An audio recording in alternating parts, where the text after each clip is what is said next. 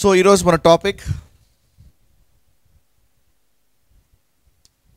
ఆదికాండం మొదటి అధ్యాయం మొదటి 2 వచనాలు.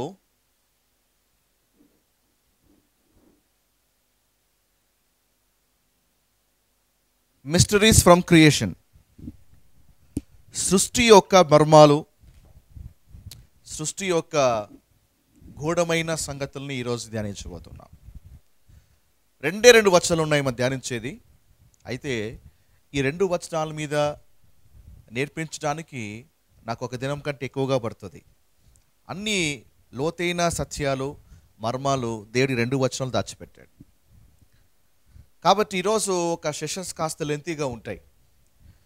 మిగతా సబ్జెక్ట్స్ కొంచెము ఒక క్లాస్లోను, మిగతా భాగం ఇంకొక క్లాస్లో రిపీట్ చేయొచ్చు. కానీ ఇది బ్రేక్ చేయలేము మీకు టాపిక్ని, ఎందుకంటే ఇంటర్ రిలేటెడ్గా ఉంటాయి. కాబట్టి మరి ఎంతవరకు నేను డీప్గా వెళ్ళాలి అనేది మీకు ఆసక్తి బట్టి ఉంటుంది, మీ యొక్క సహకారం బట్టి ఆధారపడి ఉంటుంది.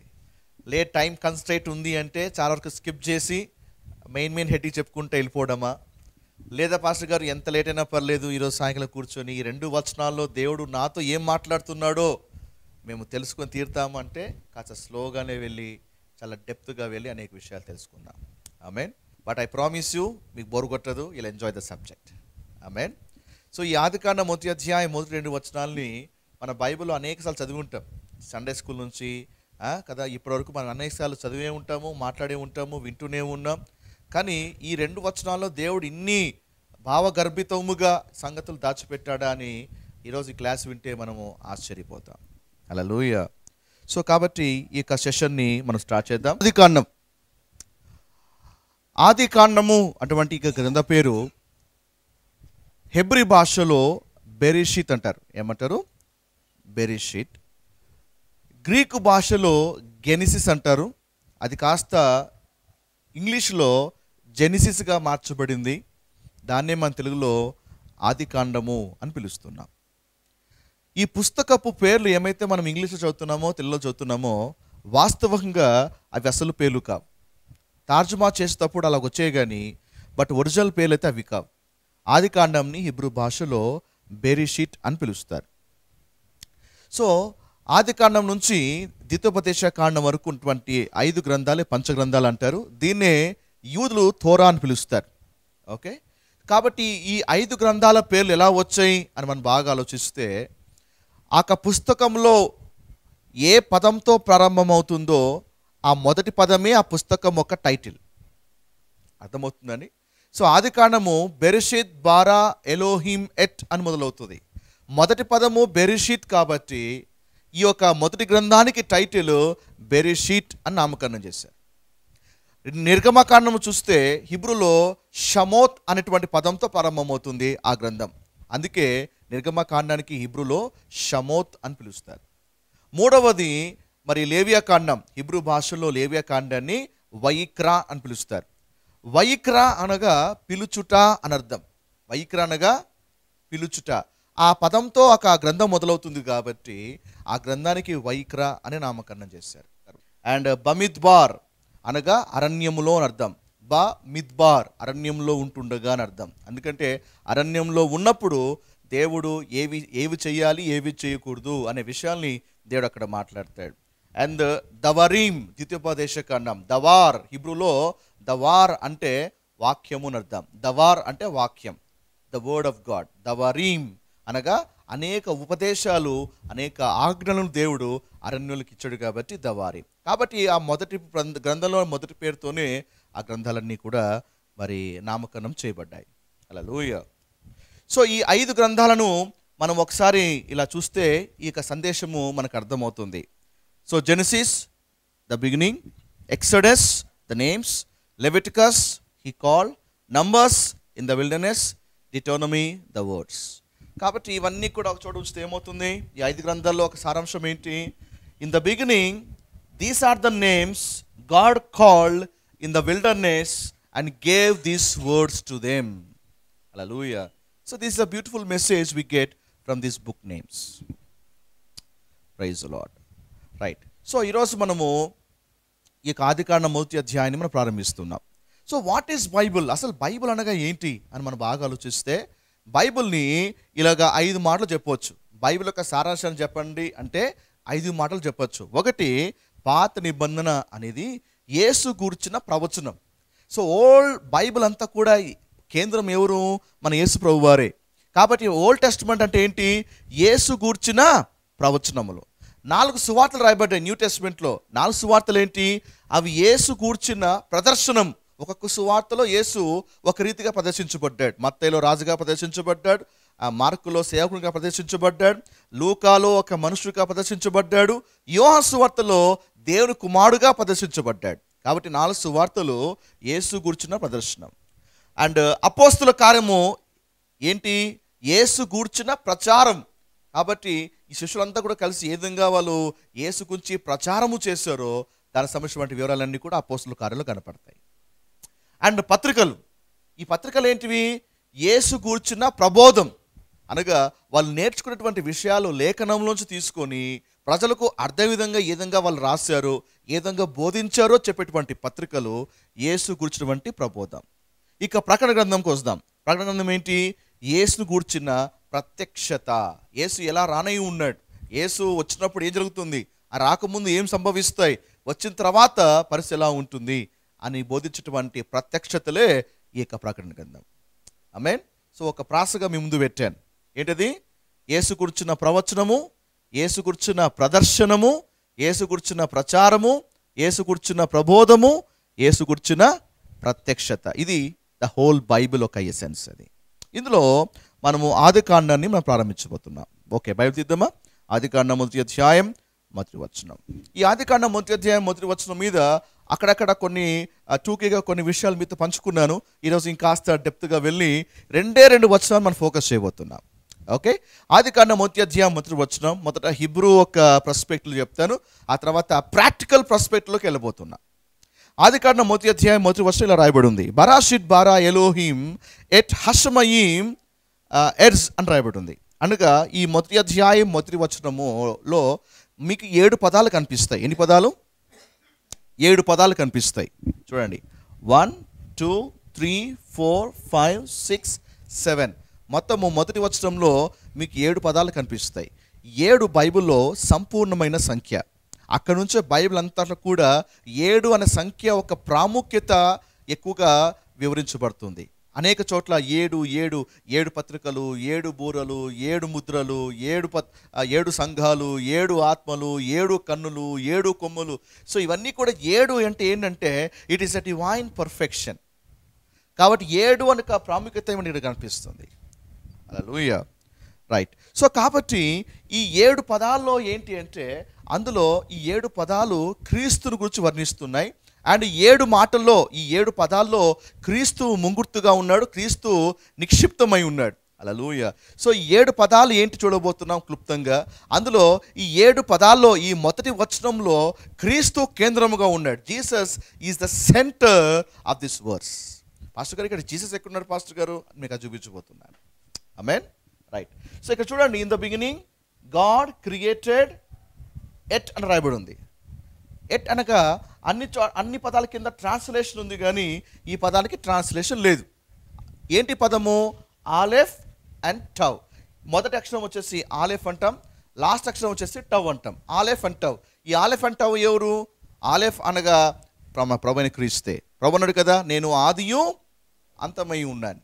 కాబట్టి నేను అల్ఫాయు ఒమేగా ఉన్నాను అని న్యూ టెస్టమెంట్లో తర్జుమా చేయబడింది, కానీ ఆయన గ్రీక్లో చెప్పలేదు, ఆయన హిబ్రూలో చెప్పాడు, ఐఎమ్ ఆలెఫ్ అండ్ టవ్. ఎప్పుడైతే ఈ మాట చెప్పాడో ఐఎమ్ ఆలెఫ్ అండ్ టవ్ అనగానే ప్రతి యూదుడికి అర్థమైపోతుంది ఆయన ఏం చెప్తున్నాడు అని. అంటే ఏసే ఉద్దేశం ఏమంటే ఐఎమ్ ఆలెఫ్ అండ్ టవ్ అంటే, అయ్యా నేను అబ్రహాం టైంలోనే కాదు, నేను అబ్రహాం కంటే ముందున్నవాడిని. ఐఎమ్ ఆలెఫ్ అండ్ టవ్ అనగానే యూదులకు అర్థమైంది, ఓహో ఈయన మరి సృష్టి కంటే ముందు ఉన్నవాడు చెప్పుకుంటున్నాడు ఈయన అని యూదులకు అర్థమైపోయింది. Hallelujah. So this aleph and tav. మీరు బాగా గమనిస్తే ఈ 7 పదాలు నేను దీపస్తంభంకి నేను పోలుస్తున్నాను. యేసు ఏ విధంగా కేంద్రమై ఉన్నాడు, యేసు ఏ విధంగా సెంటర్ అయి ఉన్నాడో చూడాలంటే ఈ 7 పదాలు దీపస్తంభాన్ని మరి కంపేర్ చేసుకుంటే, దీపస్తంభానికి ఎన్ని కొమ్ములు ఉంటాయి? 7 కొమ్ములు ఉంటాయి. 7. ఇటుపక్క 3 ఉంటాయి, అటుపక్కన 3 ఉంటాయి, మధ్యలో ఒక కాండం ఉంటుంది. మొత్తము 7 కొమ్ములు ఉంటాయి. సో 7 పదాలు ఇలా రాస్తే బరాషిత్, బారా, ఎలోహిం, ఎట్, హషమయిం, ఎట్, హరజ్ అని రాస్తే 7 పదాలు చూస్తే అందులో సెంటర్ ఏముంటుంది? ఎట్ అనే పదం వస్తుంది. ఏంటి ఎట్? ఆలెఫ్ అండ్ టవ్ ఏంటి? జీసస్.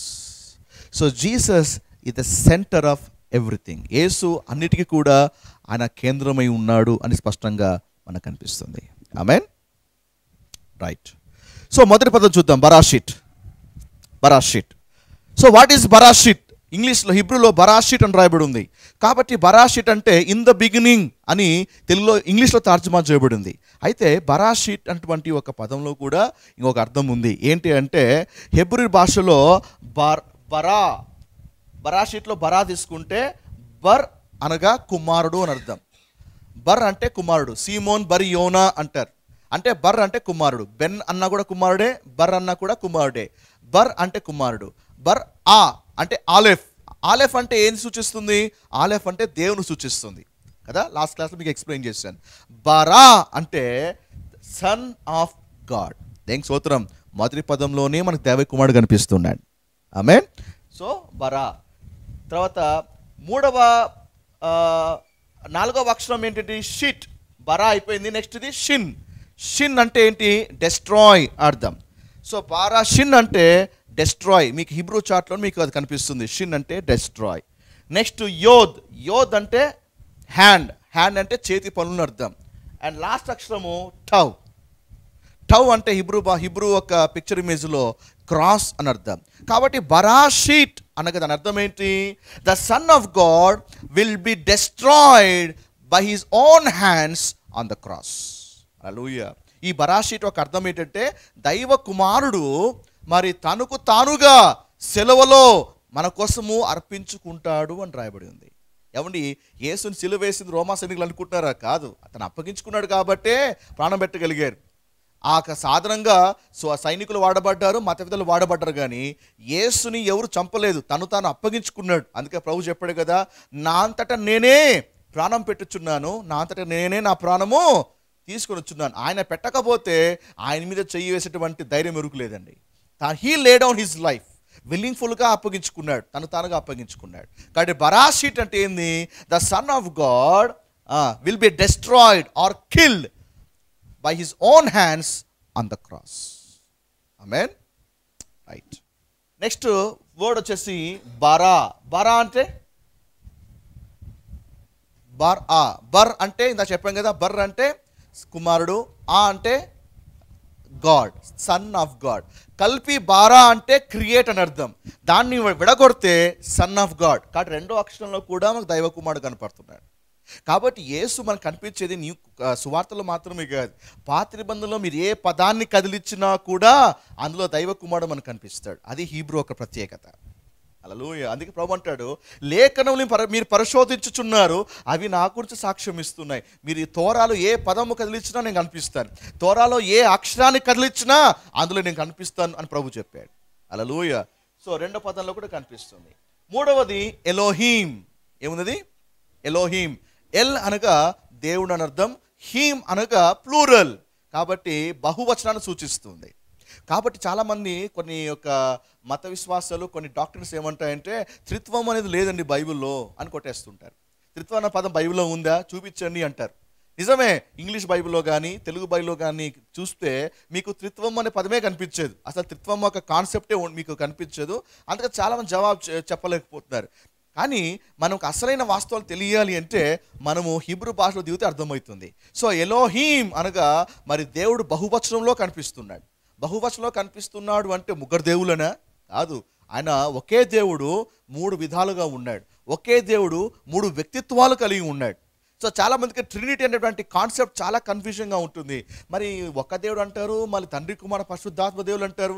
ఇక క్రైస్తవ ఏమన్నీ ఒక యాంటీ ఒక పీపుల్ ఉంటారు కదా, వాళ్ళకి దాడి అంతా కూడా ఏంటి అంటే మీరు ఒకే దేవుడు అంటారు, కానీ ముగ్గురు ఉన్నారేంటి అన్నీ ఎప్పుడప్పుడు దాడి చేస్తుంటారు.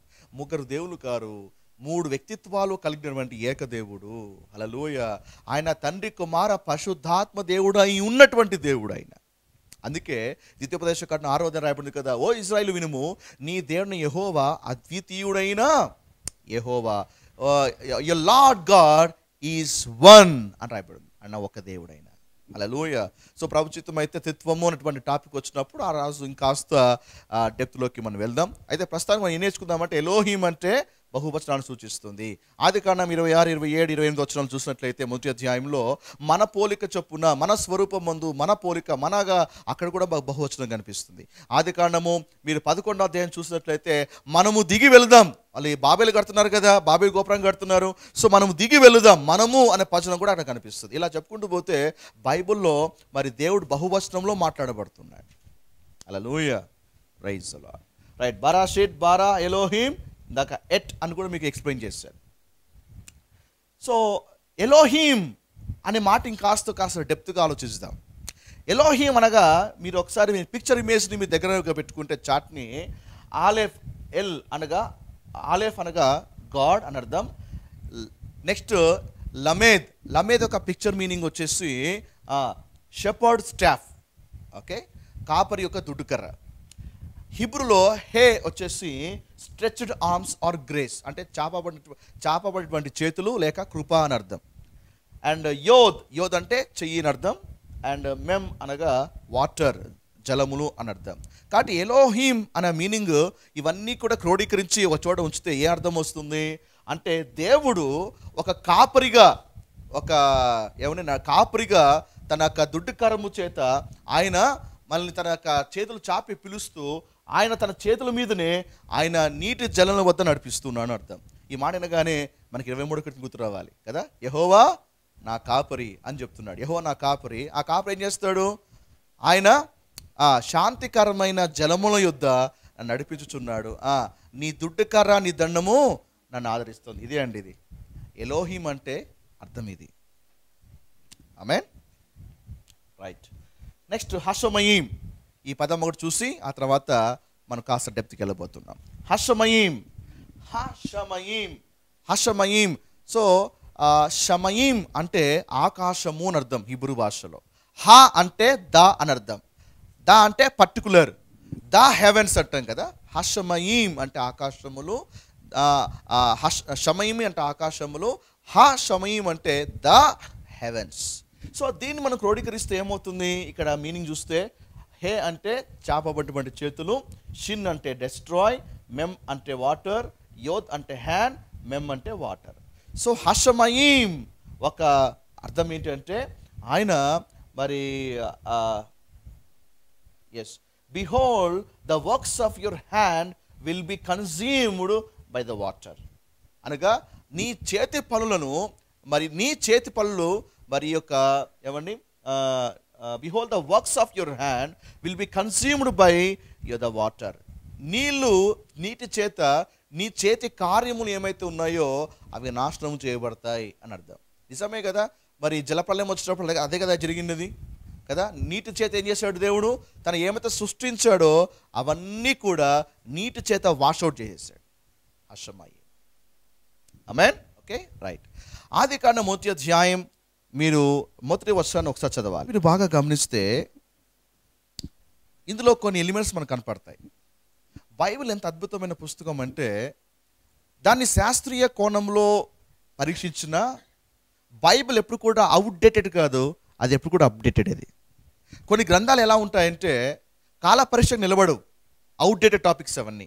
కానీ మన బైబిల్ ఏ కాలంలో చూసినా, ఏ శాస్త్రంతో పోల్చినా అది ఎప్పుడు కూడా అవుట్డేటెడ్ కాదు, అది ఎప్పుడు కూడా అప్డేటెడ్. అది ఆమేన్. సో కాబట్టి మరి 1820లో హ్యూబర్ట్ స్పెన్సర్ అన్న ఒక ఆయన ఒక విషయాన్ని చెప్పాడు. ఏంటంటే, ఏదైనా సరే ఒక తెలియని దానిని అధ్యాయము చేయాలి అంటే దానికి 5 శాస్త్రీయమైనటువంటి నియమాలు కావాలి, సూత్రాలు కావాలి. ఏదైనా సరే తెలియని వాటిని అధ్యాయము చేయాలి అంటే 5 శాస్త్రీయమైనటువంటి సూత్రాలు ప్రతిపాదించాడు. ఆ 5 సూత్రాలు బట్టే అది ఏంటి అనేది నిర్ధారించబడుతుంది. ఇప్పుడు నీళ్లు కొలవాలి అంటే లీటర్స్లో కొలుస్తాం. ఒక బరువును కొలవాలంటే వెయిట్లో కొలుస్తాం. మళ్ళీ ఒక తెలియని దాన్ని కొలవాలి అంటే ఈ 5 సూత్రాలు, ఆయన ప్రతిపాదించబడిన 5 సూత్రాలు ఆయన కొలబద్దగా పెట్టాడు. ఏంటి 5 సూత్రాలు అంటే time, power, energy, space and matter. ఈ 5 సూత్రాలు ప్రతిపాదించాడు. ఏదైనా సరే దేనికి సూత్రం? ఆదికాండం 1వ అధ్యాయం 1వ వచనంలోనే ఈ స్పెన్సర్ కనుగొనకంటే ముందే మన తండ్రి అయిన దేవుడు ఎప్పుడో ఈ ఐదుటిని ఒక పరిమాణముగా, ఒక సూత్రాలుగా నెలకొల్పాడు. ఆమేన్. సో ఇన్ ద బిగినింగ్ అంటే ఏంటిది? It's a time. గాడ్ అంటే పవర్, క్రియేటెడ్ అంటే ఎనర్జీ, హెవెన్ అంటే స్పేస్, ఎర్త్ అంటే మ్యాటర్. చూసారా, ఈ స్పెన్సర్ చెప్పేటువంటి ఐదు సూత్రాలు మీకు మొదటి అధ్యాయం మొదటి వచనంలోనే మీకు కనిపిస్తున్నాయి. హల్లెలూయా. రైట్.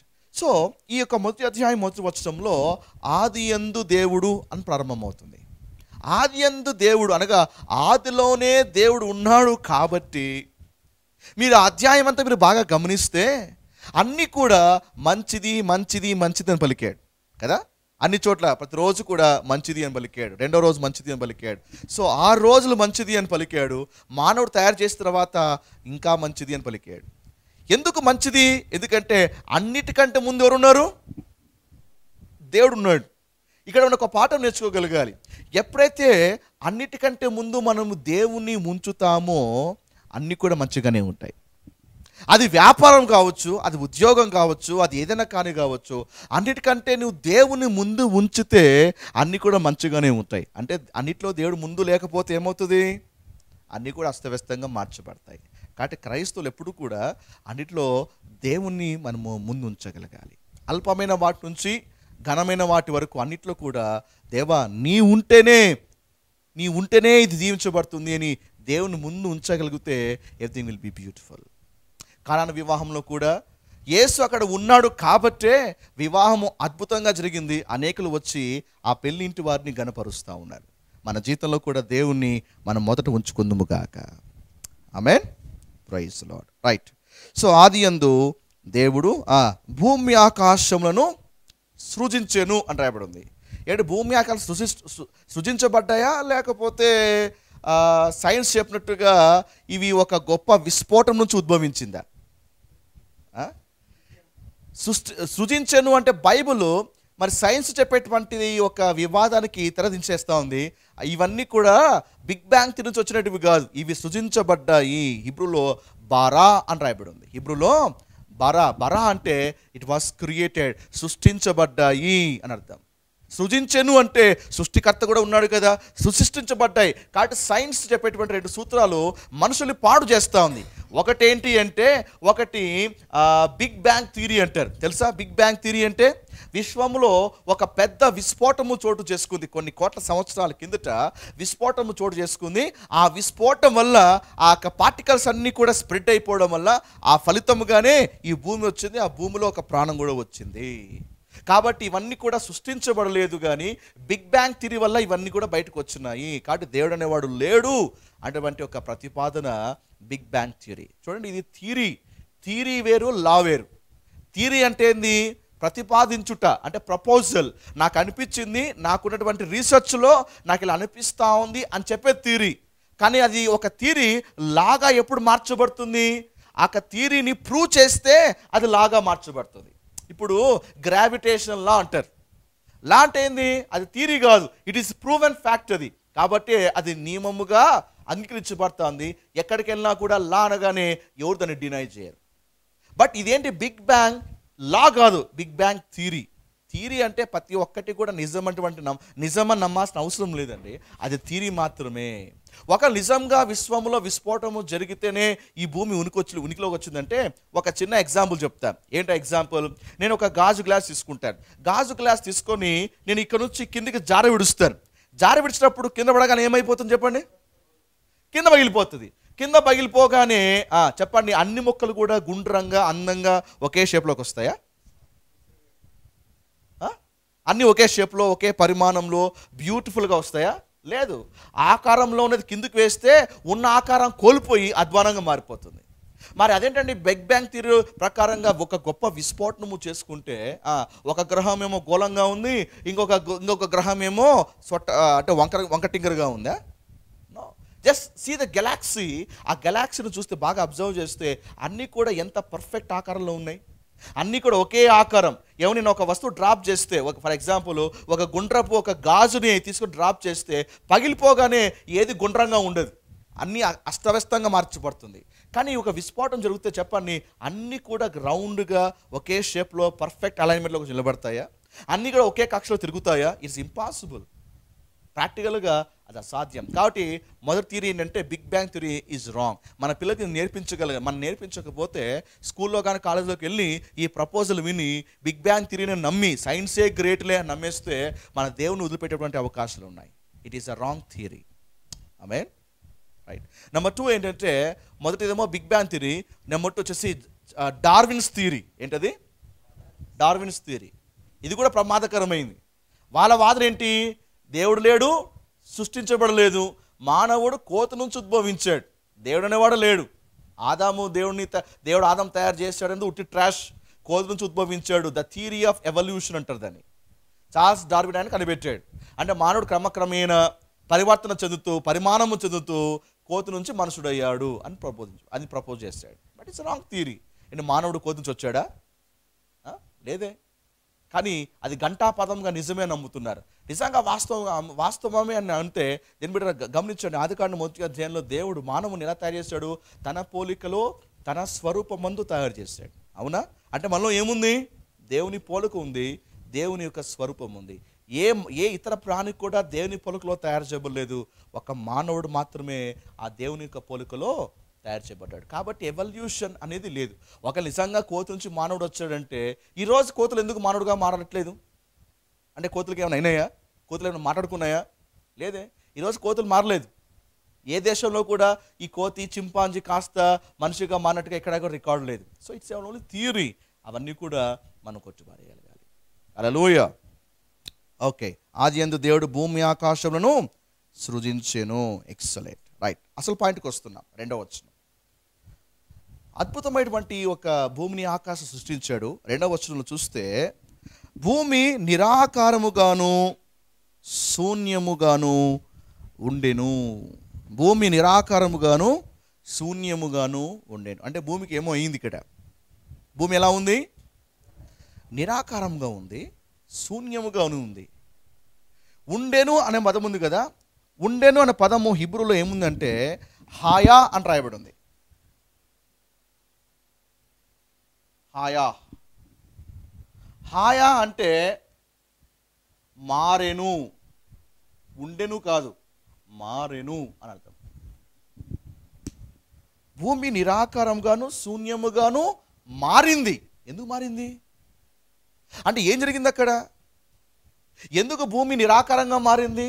ఎందుకు భూమి శూన్యంగా ఉంది? అంటే దేవుడు చేయడమే నిరాకారంగా చేశాడా? చేయడమే శూన్యముగా చేశాడా? చేయడమే అస్తవ్యస్తంగా చేశాడా?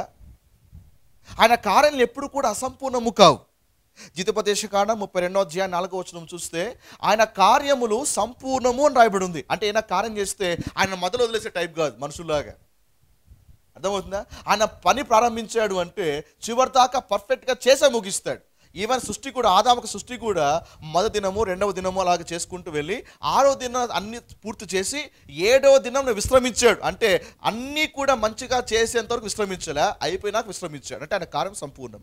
మరి ఒకవేళ భూమిని దేవుడు నిరాకారంగా చేశాడు అంటే ఆయన కార్యము సంపూర్ణమనా అసంపూర్ణమనా? దేవుడు ఆయన కార్యం ఎప్పుడు కూడా అసంపూర్ణము కాదు. మరి ఎందుకు భూమి ఎలా మారింది? ఆయన కార్యమేమో సంపూర్ణము, కానీ భూమి ఏమో నిరాకారంగా ఉంది. ప్రసంగి 3వ అధ్యాయం 11వ వచనం చూసినట్లయితే అక్కడ ఒక మాట రాయబడి ఉంది. దేని కాలం అందది చక్కగా ఉండునట్లు సమస్తమును ఆయన నియమించి ఉన్నాడు. దేని కాలం అందది చక్కగా అంటే ఆయన ఏం చేసినా చక్కగా ఉండేటట్లుగా చేస్తాడు, కానీ నిరాకారంగా చేయడు. బైబిల్లో ఒక వాక్యంతో విభేదించారు. ఒక వాక్యానికి ఇంకొక వాక్యమే జవాబు ఇవ్వాలి. ఆదికాండం 1వ అధ్యాయం 1వ వచనం 2వ వచనం ఏమో నిరాకారంగా మారింది అని రాయబడి ఉంది. కానీ ఈ వచనాలు ఏమంటున్నాయి? ఆయన కార్యం సంపూర్ణం అని చెప్తా ఉంది. దేని కాలం అనేది చక్కగా ఉండేటట్లుగా దేవుడు చేస్తాడు అని చెప్తుంది. కానీ భూమి నిరాకారంగా మారింది. యెషయా 45వ అధ్యాయం 18వ వచనం. ఎవరన్నా ఈ లేఖన భాగం చదవాలి. భూమి మొదటి నుంచి అలాగుందా, లేకపోతే భూమికి ఏమైంది? యెషయా 45వ అధ్యాయం 18వ వచనం. Can someone read? యెహోవాయే దేవుడు ఆయన భూమిని కలగజేసి దాన్ని సిద్ధపరిచి చదవండి. నిరాకారముగా ఉండునట్లు ఆయన దానిని సృజింపలేదు. ఇక్కడ ఈ వచనం ఏమంటుంది? నిరాకారంగా ఉండేటట్లుగా సృష్టించలేదు. కానీ ఆదికాండం 1:2 ఏం రాయబడింది? నిరాకారముగాను ఉండెను అని ఉంది. ఈ వాక్యమేమో దేవుడు నిరాకారంగా తయారు చేయలేదు, ఆ వాక్యంలో నిరాకారంగా మారింది. అంటే ఏమో జరిగింది అక్కడ. దేవుడేమో ఆకారంగానే చేశాడు, అద్భుతంగానే భూమి తయారు చేశాడు, ఆకారంలోనూ తయారు చేశాడు, శూన్యంగా కాకుండా బ్యూటిఫుల్గా తయారు చేశాడు. కానీ ఆ భూమికి ఏమో అయ్యింది, ఆ భూమికి ఏమో సంభవించింది. అందుకే ఆ భూమి ఆకారాన్ని కోల్పోయింది, శూన్యంలోకి వచ్చేసింది. హల్లెలూయా. అర్థమవుతుందా? రైట్. ఒకవేళ భూమి లేదు పాస్టర్ గారు, భూమి దేవుడు తయారు చేయడమే నిరాకారంగా తయారు చేశాడు అనే మాట వాస్తవమైతే, యోబు గ్రంథం 38:4-7 చూస్తే అక్కడ ఒక మాట రాయబడి ఉంది. ఏంటి? ఇక భూమికి పునాదులు వేసేటప్పుడు దేవదూతలందరూ కలిసి ఏకస్వరముతో పాటలు పాడారంట. గుర్తుందా మీకు? వచనం జ్ఞాపకం ఉందా? యోబు గ్రంథము 38:4-7. Angels rejoiced when God was laying the foundation of this earth. భూమికి పునాదులు వేసేటప్పుడు దేవదూతలు ఏకస్వరముతో ఆనందించి జయధ్వనులు చేశారంట. ఒకవేళ నిరాకారంగా ఉన్న భూమిని చూసి చెప్పండి, దేవదూతలు పాటలు పాడతారా? మీరు ఒక ఇల్లు కట్టారండి, ఇంకా గోడలు లేపలేదు, అంతే, అప్పుడే ఓపెనింగ్ పెట్టేసుకుంటారా? ఒకవేళ ఓపెనింగ్ పెట్టుకున్నారనుకోండి, వచ్చిన ఏమంటారు? ఏంటి సార్ అప్పుడే ఓపెనింగ్ పెట్టుకున్నారేంటి, ఇంకా స్లాబ్ అయిపోలేదు, కిటికీలు పెట్టలేదు, ఇంకా డోర్లు అయిపోలేదు, పాడైపోయేటువంటి ఇల్లుగా ఉంది, అప్పుడే ఓపెనింగ్ ఏంటి అని ఎవరు కూడా సంతోషించరు, ఎవరు పాటలు పాడరు. అదే అంతా పూర్తయిన తర్వాత నువ్వు ఇన్వైట్ చేసావనుకోండి, వచ్చినందరూ చూసి ఆశ్చర్యపోయి దేవుని కనపరుస్తారు, మీకు థ్యాంక్స్ చెప్తారు. ఎందుకంటే అది సంపూర్ణమైంది కాబట్టి. ఇక్కడ జయధ్వనులు చేశారు దేవదూతలు అంటే, నిజంగా భూమి ఆకారంలో లేకపోతే జయధ్వనులు చేస్తారా? నిజంగా భూమి మరి అంటే శూన్యంలో కాకుండా వెలుగులు శూన్యంలో ఉంటే వాళ్ళు పాటలు పాడతారా? వాళ్ళు పాటలు పాడారు, జయధ్వనులు చేశారు అంటే ఎర్త్ పర్ఫెక్ట్లో ఉండేది అని అర్థం. But something happen to this earth. నేను ఏం చెప్పదలుచుకున్నాను అంటే, ఆదికాండం 1:1 ఆదికాండం 1:2 మధ్యలో కోటాను సంవత్సరాల గ్యాప్ ఉంది. ఈ కోటాను సంవత్సరాల గ్యాప్లో ఏమి జరిగిందో చెప్పడానికే ఈరోజు హీబ్రూ క్లాస్లో మీకు నేర్పించబోతున్నాను. అర్థమైందా? భూమి ఎందుకు అలా మార్చబడింది, ఎందుకు అలా శూన్యంగా తయారైందో తెలుసుకోవడానికి ఈరోజు మనం కాస్త రీసెర్చ్ చేయబోతున్నాం. తద్వారా ఎందుకు భూమి ఎలా అయిందో తెలుసుకోబోతున్నాం. ఎందుకు నేను ఈ మాట చెప్తున్నాను కారణం ఏంటంటే, సైన్స్ బైబిల్ని కొట్టేస్తుంది. బలమైనటువంటి కారణం ఏంటంటే, బైబిల్ ప్రకారంగా ఆదాము మొదలుకొని ఈరోజు వరకు ఈ భూమి యొక్క వయసు 6000 సంవత్సరాలు. ఎన్ని సంవత్సరాలు? 6000 సంవత్సరాలు. కానీ మనమంతా కూడా సైన్స్ చదువుతున్నాం కదా, సైన్స్ ప్రకారంగా ఈ భూమి యొక్క వయసు కోటాను సంవత్సరాలు. ఈ భూమి యొక్క వయసు. సైన్స్ ఎంతగా అడ్వాన్స్ అయిందంటే, ఏ వస్తువు తీసుకున్నా అది ఎప్పటి నుంచి ఉందో చెప్పేస్తారు. ఒకవేళ ఒక వ్యక్తి శిథిలావస్థలకు వెళ్ళిపోయినా ఆ వ్యక్తి చనిపోయిన వ్యక్తి ఎన్నేళ్ళ కింద నివసించేవాడు కూడా చెప్పేయగలుగుతారు. అంత అడ్వాన్స్ టెక్నాలజీలో, అడ్వాన్స్ సైన్స్లోకి మనం వచ్చి నిలబడ్డాం. కాబట్టి సైన్స్ చెప్పేది ఏమంటే, ఈ భూమికి కోటాను సంవత్సరాలు ఉంది, కానీ వీళ్ళు పడుకున్నటువంటి బైబిల్ 6000 సంవత్సరాలు అని చెప్తున్నారు. కాబట్టి బైబిల్ తప్పు అని కొట్టిపారేస్తున్నారు. దాన్ని బైబిల్ తప్పు అని దృఢపరచడానికి వాళ్ళు దొరికినటువంటి ఇంకా అనేక సాక్ష్యాల్లో ఒక సాక్ష్యం ఏమంటే, ఈ యొక్క రవకాల్లో కొన్ని స్కెల్టన్స్ బయటపడుతున్నాయి. ఒక్కొక్కటి వింత ఆకారంలో కనపడుతున్నాయి. డైనోసరస్ కనపడుతున్నాయి కదా, డైనోసరస్ రాక్షస బలులు కనపడుతున్నాయి, పెద్ద పెద్ద అస్థిపంజరాలు కనపడుతున్నాయి. ఇవన్నీ కూడా చూసినప్పుడు ఇవన్నీ ఎక్కడ ఉండేటివి, అలాంటి ఆకారాలు ఎప్పుడు ఉండేటివి. కాబట్టి ఆ స్కెల్టన్స్ని ఈ యొక్క సైంటిస్టులు దాన్ని బాగా అధ్యయనం చేసినప్పుడు దీని యొక్క వయసు అంటే ఎంత కాలం పూర్వం ఉండేది అంటే, అది ఒక బిలియన్ ఇయర్స్ బ్యాక్ అని, లేకపోతే కొన్ని ఇయర్స్ ఆఫ్ బ్యాక్ అని, ఒక 20,000 ఇయర్స్ బ్యాక్ అని, 40,000 ఇయర్స్ ఆఫ్ బ్యాక్ అని ఆ డేట్లు వేసుకుంటూ వస్తున్నారు. మరి మన బైబిల్ ప్రకారంగా ఆదాం నుంచి ఈ రోజు వరకు 6000 సంవత్సరాలు అయితే ఇవి ఎక్కడి నుంచి వచ్చాయి, ఎక్కడ ప్రారంభమైనాయి, అసలు ఇవి ఎందుకు చనిపోయినాయి, ఎందుకు శిథిలావస్థలకు వచ్చేసాయి, ఈ యొక్క ఆనవాళ్ళు ఏంటి అంటే బైబిల్ తప్ప? ఒకవేళ సైన్స్ కరెక్ట్ అయినా గుడ్డిగా బైబిల్ పట్టుకొని నా బైబిలే కరెక్ట్ అని వాదించాలా? గుడ్డి నమ్మకంతో బయలు పట్టుకోవాలా, లేదా సైన్స్ ఇలా వేలైతే చూపుతున్నప్పుడు ఇది కాదయా ఇది సత్యము అని మన వాళ్ళ జవాబు ఇవ్వగలగాల. మన ముందు రెండు ఆప్షన్స్ ఉన్నాయి. మనది బ్లైండ్ ఫెయిత్ కాదు. దేవుడు మన చేతులు గ్రంథం ఇచ్చాడంటే ప్రతి దానికి ఒక ఆధారాలు ఉన్నాయి, కొన్ని సాక్ష్యాలు కూడా ఉన్నాయి. ఆమేన్. సో అందుకే ఇక హీబ్రూ క్లాస్లో ఇంకాస్త డెప్త్కు వెళ్ళి ఈ మొదటి వచనానికి రెండవ వచనానికి మధ్యలో జరిగినటువంటి ఒక సంఘటనలు ఏమైతే ఉన్నాయి, ఎందుకు భూమి ఎలా మార్చబడిందో మనం ఈరోజు తెలుసుకోబోతున్నాం. ఆమేన్. హల్లెలూయా. రైట్. హోప్ ఈ టాపిక్ మీకు ఇంట్రెస్టింగ్గా ఉంటుంది అనుకుంటున్నాను నేను. హల్లెలూయా. సో సైన్స్ వాళ్ళు కానీ ఎవరికైనా కానీ టక్కాని మీరు జవాబు చెప్పగలగాలి. సో అందుకే ఇక స్టడీని ఇంకా కాస్త లోతుకి తీసుకెళ్తున్నాను. సో మనకందరికీ తెలిసిన విషయం ఏమంటే భూమి యొక్క వయసు 6000. ఎస్, నిజమే, ఆదాం నుంచి ఇప్పటి వరకు 6000 సంవత్సరాలు, అందులో ఎటువంటి అనుమానం లేదు. కానీ ఆదాం నుంచి ఇప్పటి వరకు 6000 సంవత్సరాలు అయినా భూమి యొక్క వయసు ఆదాం కంటే ఇంకా ముందే ఉంది. అర్థమైందా? భూమి యొక్క వయసు శాస్త్రవేత్తలు చెప్పినట్టుగా కొన్ని కోట్ల సంవత్సరాల కిందనే ఉంది. ఆదాం నుంచి 6000 సంవత్సరాలు, కానీ ఆదాం కంటే ముందే భూమి ఉంది. ఆ భూమి వయసు నిజంగా కోట్ల సంవత్సరాలు. ఇంకొక మాట చెప్పాలి అంటే ఆదాంకి ముందే ఒక సృష్టి భూమి మీద ఉండేది. ఈ మాట కాస్త ఆశ్చర్యం కలగచ్చు. ఆదాం కంటే ముందే ఒక క్రియేషన్ ఈ భూమి మీద ఉంది. అది ఏమో జరిగింది, దానికి ఏమో అయింది. ఆ తర్వాతనే దేవుడు మళ్ళీ ఆదాం నుంచి ఒక నూతన సృష్టి ప్రారంభించాడు. అంటే ఆ క్రియేషన్ ముందు ఏముండేదో ఆయన వాక్యంలోంచి మనం కొన్ని విషయాలు తెలుసుకోబోతున్నాం. ఆమేన్. సో ఈరోజు సాయంకాలం చెప్పేటువంటి టాపిక్స్ ఏంటంటే ఇవన్నీ కూడా కలిబొల్లి మాటలు లేదా కథలు కాదు. Everything from the Bible. బైబిల్లోంచి ఇచ్చిన ఇన్ఫర్మేషన్నే మనమంతా ఒక చోట పోగేసుకొని ఒక చిత్రాన్ని మనం కలిగి ఉండిపోతున్నాం. ఆమేన్. సో ఆదాం కంటే ముందే ఒక రేస్ ఉండేది. దాన్నే ప్రీ అడమిక్ రేస్ అంటారు. ఏమంటారు? Pre Adamic race.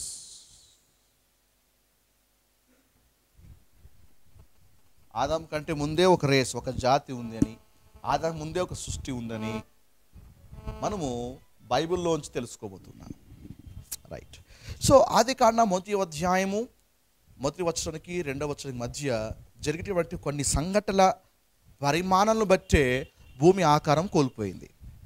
ఆ సంఘటనలు బట్టే శూన్యంగా మార్చబడింది. ఏం జరిగింది, అంతకుముందు ప్రపంచంలో ఏముంది అని తెలుసుకోవడానికి రెండు లేఖనాలు ఈరోజు చూడబోతున్నాం. ఓకే, రెండు స్క్రిప్చర్స్ మనం ఓపెన్ చేయబోతున్నాం. దాని నుంచి మనం కొన్ని విషయాలు తెలుసుకుందాం. యెషయా 14వ అధ్యాయము 12 నుంచి 15 వచనాల వరకు ఒక లేఖన భాగము. యెహెజ్కేలు 28వ అధ్యాయము 12 నుంచి 15 వచనాలు వరకు లేఖన భాగం.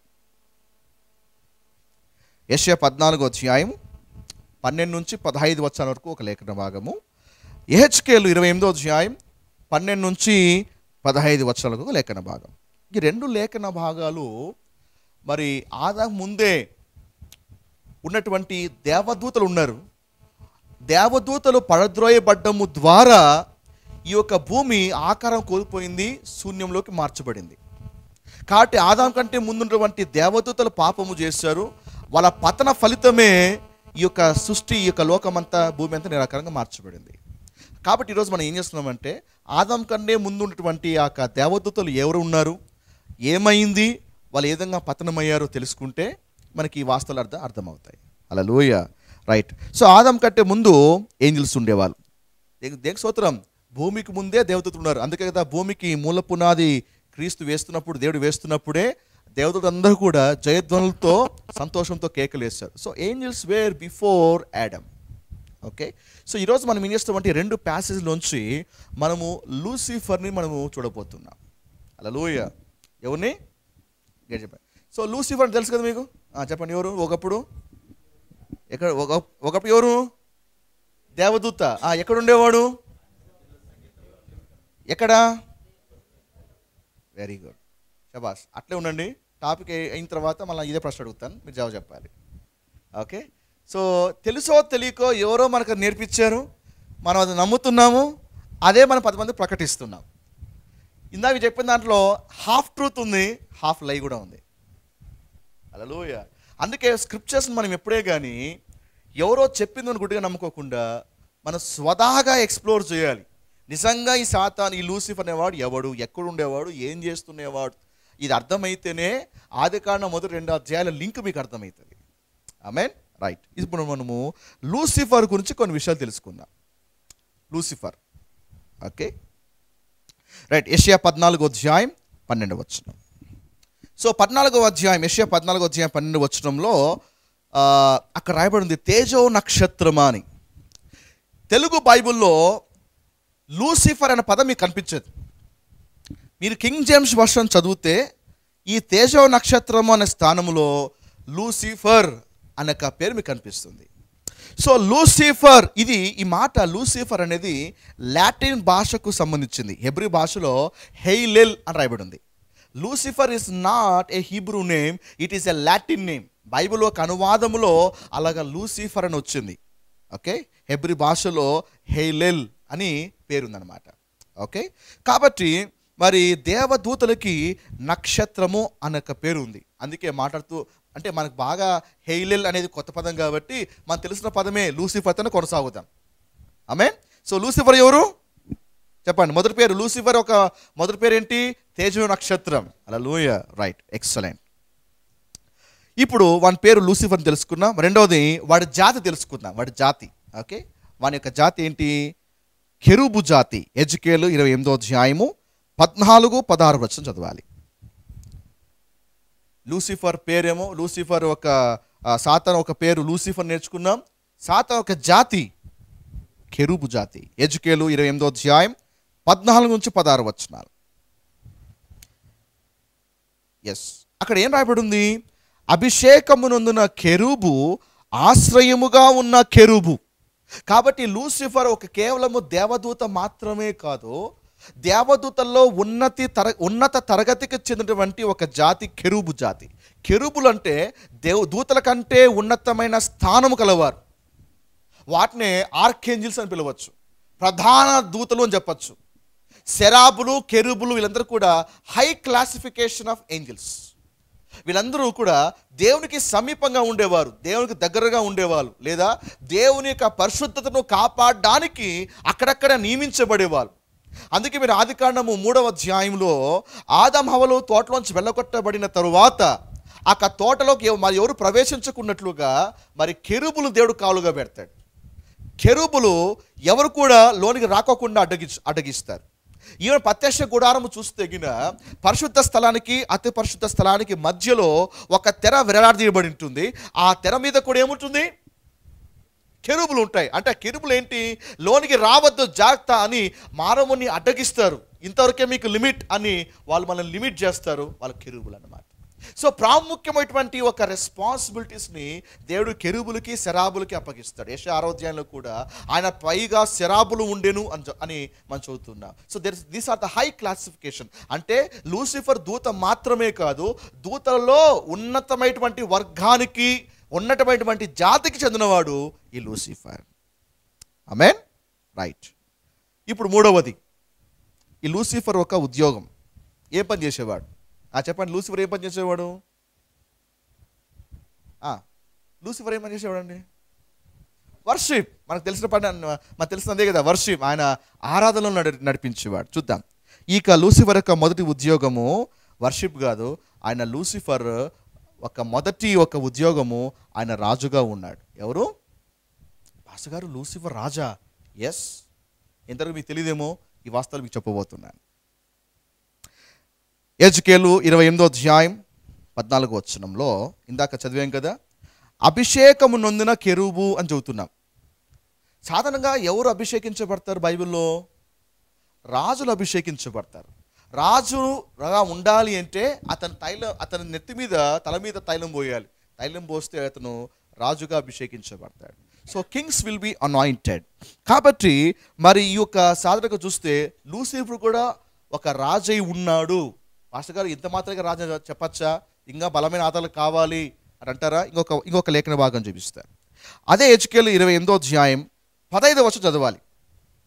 ఎజ్కేలు 28:15. దేవునికి ప్రతిష్ఠించబడిన పర్వతము మీద నీ ఉంటివి. అంటే లూసిఫర్ ఎక్కడున్నాడు? పర్వతం మీద ఉన్నాడు. పర్వతం అంటే ఏందనుకుంటున్నారు? హిమాలయ పర్వతాలు, లేకపోతే ఎవరెస్ట్ పర్వతాలు ఇలా అనుకుంటున్నారా? పర్వతం అంటే ఏంటి? పర్వతం అంటే కొండలు కాదు. బైబిల్లో కొన్ని పోలికగా వర్ణించబడతాయి. బైబిల్లో ఇక్కడ ప్రస్తావించినట్లుగా పర్వతం అంటే రాజ్యము అని అర్థం. పర్వతం అంటే రాజ్యము, కింగ్డమ్. దీన్ని దృఢపరచడానికి 2 ఉదాహరణలు మీకు ఇస్తాను. మీరు దానియేలు 2వ అధ్యాయం 35వ వచనం చదివితే అక్కడ ఏం రాయబడుతున్నట్లంటే, అక్కడ ఒక నెబుకద్నెజరు ఒక కళ చూస్తాడు కదా. ఆ కళలో ఒక ప్రతిమ కనబడుతుంది. ఆ ప్రతిమ నిలబడి ఉండగా ఒక రాయి వచ్చి ఆ ప్రతిమ మీద పడగానే ఆ ప్రతిమ అంతా కూడా కుప్పగూలిపోతుంది. అప్పుడు ఆ రాయి ఏమైందంట, అక్కడ దేని వాక్యం రాయబడి ఉంది, సర్వభూతలమంత మహాపర్వతమాయను అని చెప్తున్నాడు అక్కడ. అంటే రాయి కాస్త సర్వభూతలమంతా మహాపర్వతమైంది అని చెప్తున్నాడు. అదే ఆ పర్వతం ఏంటి, ఆ రాయి ఏంటి, ఆ పర్వతం ఏంటి అని ఆ కింది వచనం చదివితే దానియేలే దాని యొక్క భావన చెప్తున్నాడు. అయ్యా, ఆ పర్వతం ఏంటో కాదు, అంత్య దినాలలో దేవుడు అనేక రాజ్యాల్ని కొట్టివేసి ఆయన రాజ్యాన్ని స్థాపించబోతున్నాడు. కాబట్టి పర్వతం ఏంటో కాదు, రాజ్యమే. ఆమేన్, హల్లెలూయా. అండ్ ఇర్మియా 51వ అధ్యాయం 25వ వచనంలో కూడా బబులోను సామ్రాజ్యమును నాశన పర్వతముగా పోల్చబడింది. జకరియా 4వ అధ్యాయం 6వ వచనంలో పర్షియా సామ్రాజ్యము గొప్ప పర్వతముగా పోల్చబడింది. కాబట్టి పర్వతము అంటే రాజ్యము అని అర్థం. ఈ ప్రకారంగా చూస్తే దేవుడు లూసిఫర్తో ఏమంటున్నాడు, నీవు దేవునికి ప్రతిష్ఠించబడిన పర్వతము మీద నువ్వు రాజుగా ఉంటువి. అంటే దేవుడు ఒక రాజ్యాన్ని దేవుడు పెట్టాడు. ఆ రాజ్యంలో దేవుడు లూసిఫర్ని ఒక రాజుగా నియమించాడు. అంటే పడద్రోయబడక ముందు లూసిఫర్ ఎవరేమున్నారు, రాజుగా ఉన్నాడు. ఎక్కడ రాజు ఉన్నాడు, దేవునికి ప్రతిష్ఠించబడిన పర్వతం. ఏమంటే దేవుడికి ప్రతిష్ఠించబడిన పర్వతమా అంటే రాజ్యము. మరి దేవుడు రాజ్యంలో దేవుడు రాజుగా ఉండాలి కదా. లూసిఫర్ రాజు ఏంటి గుర్తుపెట్టుకోవాలి, ఈ లూసిఫర్ రాజుగా ఉన్నది పరలోక రాజ్యంలో కాదు. లూసిఫర్ నియమించబడినది పరలోక రాజ్యములో కాదు. ఎక్కడ నియమించబడ్డాడు, హల్లెలూయా, ఎస్. ఇంకొక మాట చూద్దాం. హెజ్కేలు 28వ అధ్యాయం 14వ వచనం. అతడు ఎక్కడ నియమించబడ్డాడు చూసే కంటే ముందుగా ఇంకొక లేఖన ఆధారం తీసుకుందాం. హెజ్కేలు 28వ అధ్యాయం 14వ వచనం. ఒక ఆశ్రయముగా నీ ఉంటువి. ఉందా, ఆశ్రయముగా ఉంటువి. రాజు అన్నాక తన ప్రజలకు ఏమి ఇవ్వాలి, ఆశ్రయం ఇవ్వాలి, చూసుకోవాలి, బాగోలు చూసుకోవాలి, ఆశ్రయముగా ఉంటువి అని దేవుడు మాట్లాడుతున్నాడు. అంటే రాజుగా పరిపాలన చేసేవాడు లూసిఫర్. యెషయా 14వ అధ్యాయం 13వ వచనం కొద్దాం. లూసిఫర్కి ఇవ్వబడి ఇంకా ఆధిక్యతలు చూడండి. యెషయా 14వ అధ్యాయం 13వ వచనం. నేను ఆకాశమునకు ఎక్కిపోయేదను,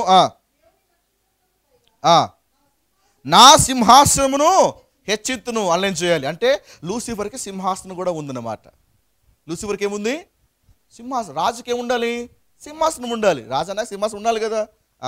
ఒకవేళ నిజంగా లూసిఫర్ పరలోక రాజ్యంలో ఉన్నవాడైతే చెప్పండి, దేవదూతలు దేశంలో కూర్చుంటారా? దేవదూతలు దేవుని సన్నిధిలో కూర్చోగలుగుతారా? ఇంపాసిబుల్. దేవదూతలందరూ కూడా దేవుని సన్నిధిలో నిలబడి ఉండాల్సిందే. ప్రకటన చదివితే ఆయన దగ్గర కూర్చున్న వాళ్ళు ఎవరు, 24 మంది పెద్దలు కూర్చుంటారు. దేవుని స్తోత్రం. ఒకరోజు మనం కూడా ప్రభు పక్కనే కూర్చుంటాం. ఆయనతో సమాన స్థాయి గలవారు మాత్రమే ఆయనతో పాటు కూర్చుండగలుగుతారు.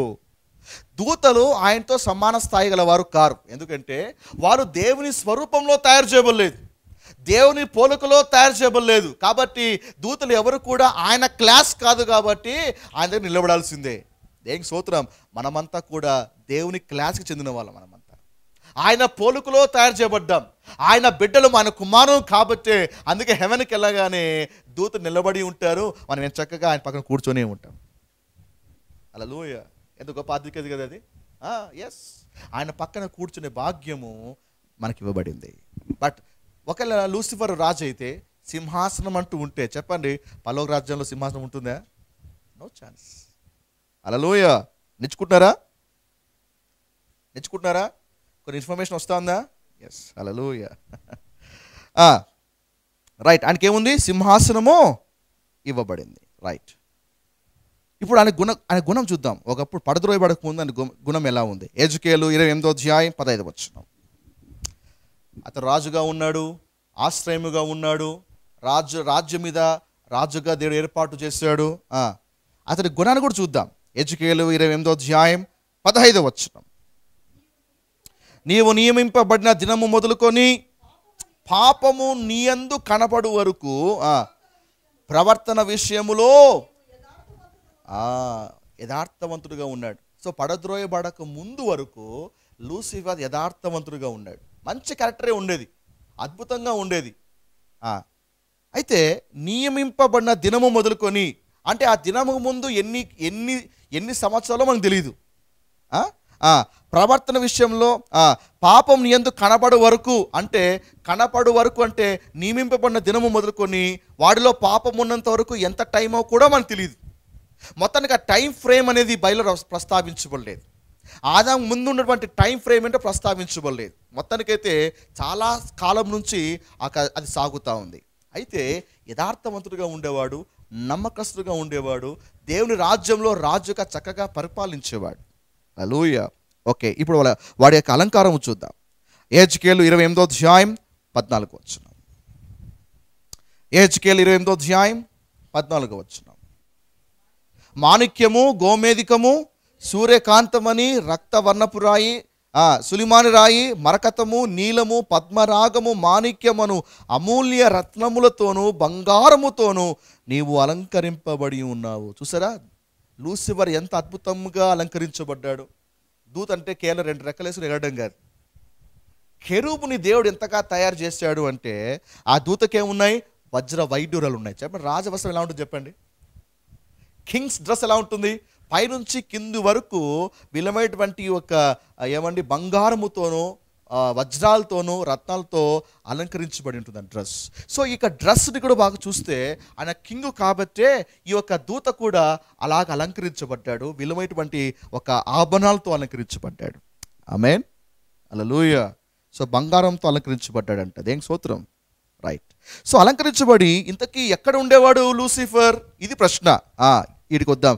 యెహెజ్కేలు 28వ అధ్యాయం 13వ వచనం చదవాలి. దేవుని తోటయగు ఏదెన్లోని ఉంటువి. అసలు ఏదైనా ఎప్పుడు ఉండాలా? ఆదాము తయారు చేయబడినాక ఏదైనా తోటలో పెట్టాడో ఆ ఏదైనా అక్కడ ఉండాలి కదా. కానీ ఈ ఏదైనా ఏంటి అంటే ఈ టైంలో ఆదాము ఉన్నాడా? లేడు. బైబిల్లో ఏదైనా మొత్తం 3 ఉన్నాయి. ఎన్ని ఉన్నాయి? 3 ఉన్నాయి. మనకు తెలిసిన ఏదైనా ఒకటే, ఆదాము ఉన్నా ఏదైనా మాత్రమే. కానీ బైబిల్లో ఏదైనా మొత్తం 3 ఉన్నాయి. ఆదాముకు ముందు ఉన్నటువంటి ఒక పూర్వపు లోకములో లూసిఫర్ రాజుగా నియమించబడ్డాడు.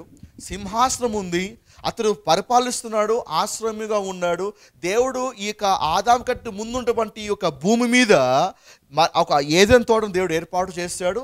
ఆ ఏదెను తోటలో ఈ లూసిఫర్ రాజుగా పరిపాలించేవాడు. అర్థమైందా? ఏదెను తోటలో నీ ఉంటువి అంటే ఆదాము ముందు ఒక ఏదెను తోట, ఆదాము దినాల్లో ఒక ఏదెను తోట, ఇంకొక ఏదెను తోట కూడా ఉందండి. అది ఎక్కడ తెలుసా? యెహెజ్కేలు 36వ అధ్యాయం 35వ వచనం చూస్తే 1000 ఏళ్ల పరిపాలనలో కూడా ఒక తోట ఉంటుంది. ఆ తోటలో అందరూ నేను చక్కగా ఆడుకుంటాం. ఏదెను తోట, అది ఇంకొక తోట. మొత్తం 3 ఉన్నాయి. భూమి ఒకటే కానీ తోటలు మొత్తం 3 ఉన్నాయి. ఆదాము ముందు ఒక తోట, ఆదాము దినాల్లో ఒక తోట, ఈ 1000 ఏళ్ల పరిపాలనలో కూడా ఒక తోట ఉండబోతా ఉంది. హల్లెలూయా. దేనికి స్తోత్రం. అంటే ఆదాముకు ముందు ఉన్నటువంటి ప్రపంచంలో ఒక తోట అనేది ఉంది. హల్లెలూయా. నా శ్రద్ధగా మాట్లాడాలి. చెప్పండి, లూసిఫర్ ఎక్కడ ఉండేవాడు? దేవుని రాజ్యంలోనా? దేవుని చుట్టూ ఉండేవాడా? హెవెన్లో ఉండేవాడా? కాదు. ఈ భూమి మీద ఏదెను తోటలో రాజుగా ఉంటూ పరిపాలించేవాడు. ఈ ఏదెను తోటలో చక్కగా ఉండేటువంటి వాడు. తోట అన్నమాట గమనిస్తే చెప్పండి, తోటలో సాధారణంగా ఏముంటాయి చెప్పండి? తోటలో చెట్లు ఉంటాయా? చెట్లు ఉంటేనే తోట అంటామండి. చెట్లు లేకపోతే తోట ఎందుకు అంటాం కదా? వృక్షాలు ఉంటాయి, చెట్లు ఉంటాయి, పండ్లు ఉంటాయి, అవునా కదా? అంటే అక్కడ కూడా చెట్లు ఉన్నాయన్నమాట, తోట కూడా ఉంది. అంటే అక్కడ ఈరోజు మన తోటలో ఏమేమి చూస్తున్నామో అవన్నీ కూడా లూసిఫర్ ఉన్నటువంటి ఏదైనా తోటలో స్పష్టంగా కనపడుతున్నాయి. ఆ తోట ఉండేది. అయితే ఇది వాస్తవమే. ఎందుకంటే త్రవ్వకాలు చేసినప్పుడు మనకు బొగ్గు కావాలి కదా, ఒక బొగ్గు కావాలి. బొగ్గు కావాలి అంటే బొగ్గు ఎక్కడ చూస్తుంది చెప్పండి? అవి చెట్లన్నీ కూడా ఏమన్నీ ఇక శిథిలాలుగా మారిపోయి భూగర్భంలో కొన్ని లక్షల సంవత్సరాలు లోపల అవి ఒక ప్రాసెస్ కాబడి ఉంటాయి. దాని నుంచి వచ్చినటువంటి ఫలితమే బొగ్గు. బొగ్గుని మనము ఒక రోజులో 2 రోజులు తయారు చేయలేము. ఒక బొగ్గుగా మార్చబడాలంటే కొన్ని లక్షల సంవత్సరాలు ఏమి ఉండాలి. అందుకే ఈరోజు శాస్త్రవేత్తలు కూడా ఏమంటారంటే భూమికి 23 మీటర్ల లోతున భూమి అంతా కూడా బొగ్గు అనేది వ్యాపించింది. అంటే ఒక బొగ్గు రావాలి ఎట్లంటే కొన్ని ఇయర్స్ అయ్యి జరిగిండాలి. ఈ ప్రకారంగా ఆదాముకు ముందుటువంటి ఒక తోటను అంటే ఆ ప్రపంచాన్ని నాశనము చేసినప్పుడు అవన్నీ కూడా భూగర్భంలో అవన్నీ కూడా అవన్నీ కూడా పాతిపెట్టబడ్డాయి. ఆ నిక్షేపాలే ఈరోజు మనకి ఒక బొగ్గు రూపంలో కానీ, రాగి రూపంలో కానీ, ఆ చమురు రూపంలో కానీ ఈరోజు ఆ మినరల్స్ మనమైతే బయట తీసి వాడుకుంటున్నామో ఇవన్నీ ఎక్కడి నుంచి అంటే ఆదాము ముందు ఉన్నటువంటి ఒక ప్రపంచంలో ఉన్నటువంటి ఒక అవశేషాల ఒక ఫలితం వల్లే ఈ ఒక మినరల్స్ని మనం తీసుకుని ఈరోజు మనం వాడుకోగలుగుతున్నాం. హల్లెలూయా. ఆమేన్. నేర్చుకుంటున్నారా? హల్లెలూయా. రైట్. రాజుగా నియమించబడ్డాడు. రాజుగా నియమించబడిన తర్వాత ఆయన ఇంకొక పని చేసేవాడు. ఆయన సంగీత నాయకుడు. Is a worship leader. ఎజెకియేలు 28వ అధ్యాయం 13వ వచనం. ఎజెకియేలు 28వ అధ్యాయం 13వ వచనం. 14 చదవనమా? 14 వచనము. నీవు నియమింపబడిన దినము నా పిల్లన గ్రోవులు వ్రాయించువారు నీకు సిద్ధమైంది. అంటే అంతకుముందు ఏమున్నాయి? ఇన్స్ట్రుమెంట్స్ ఉన్నాయన్నమాట, వాయిద్యాలు ఉన్నాయి. ఈ లూసిఫర్ వర్షిప్ లీడర్ అనగా పాటలు పాడేటువంటి వాడు. అతను మంచి గాయకుడు. అంతేకాదు మరి అలాంటి వాయిద్యాలు కూడా లూసిఫర్కి సిద్ధపరచబడ్డాయి. అంటే బహుశా అతను పాడుతున్నప్పుడు, అతడు ఆ వాయిద్యాలు వాయిస్తున్నప్పుడు ఆ మ్యూజిక్ చూసి బహుశా అనేకులు దేవునిలో లీనమైపోయి దేవుని ఆరాధిస్తుండొచ్చు.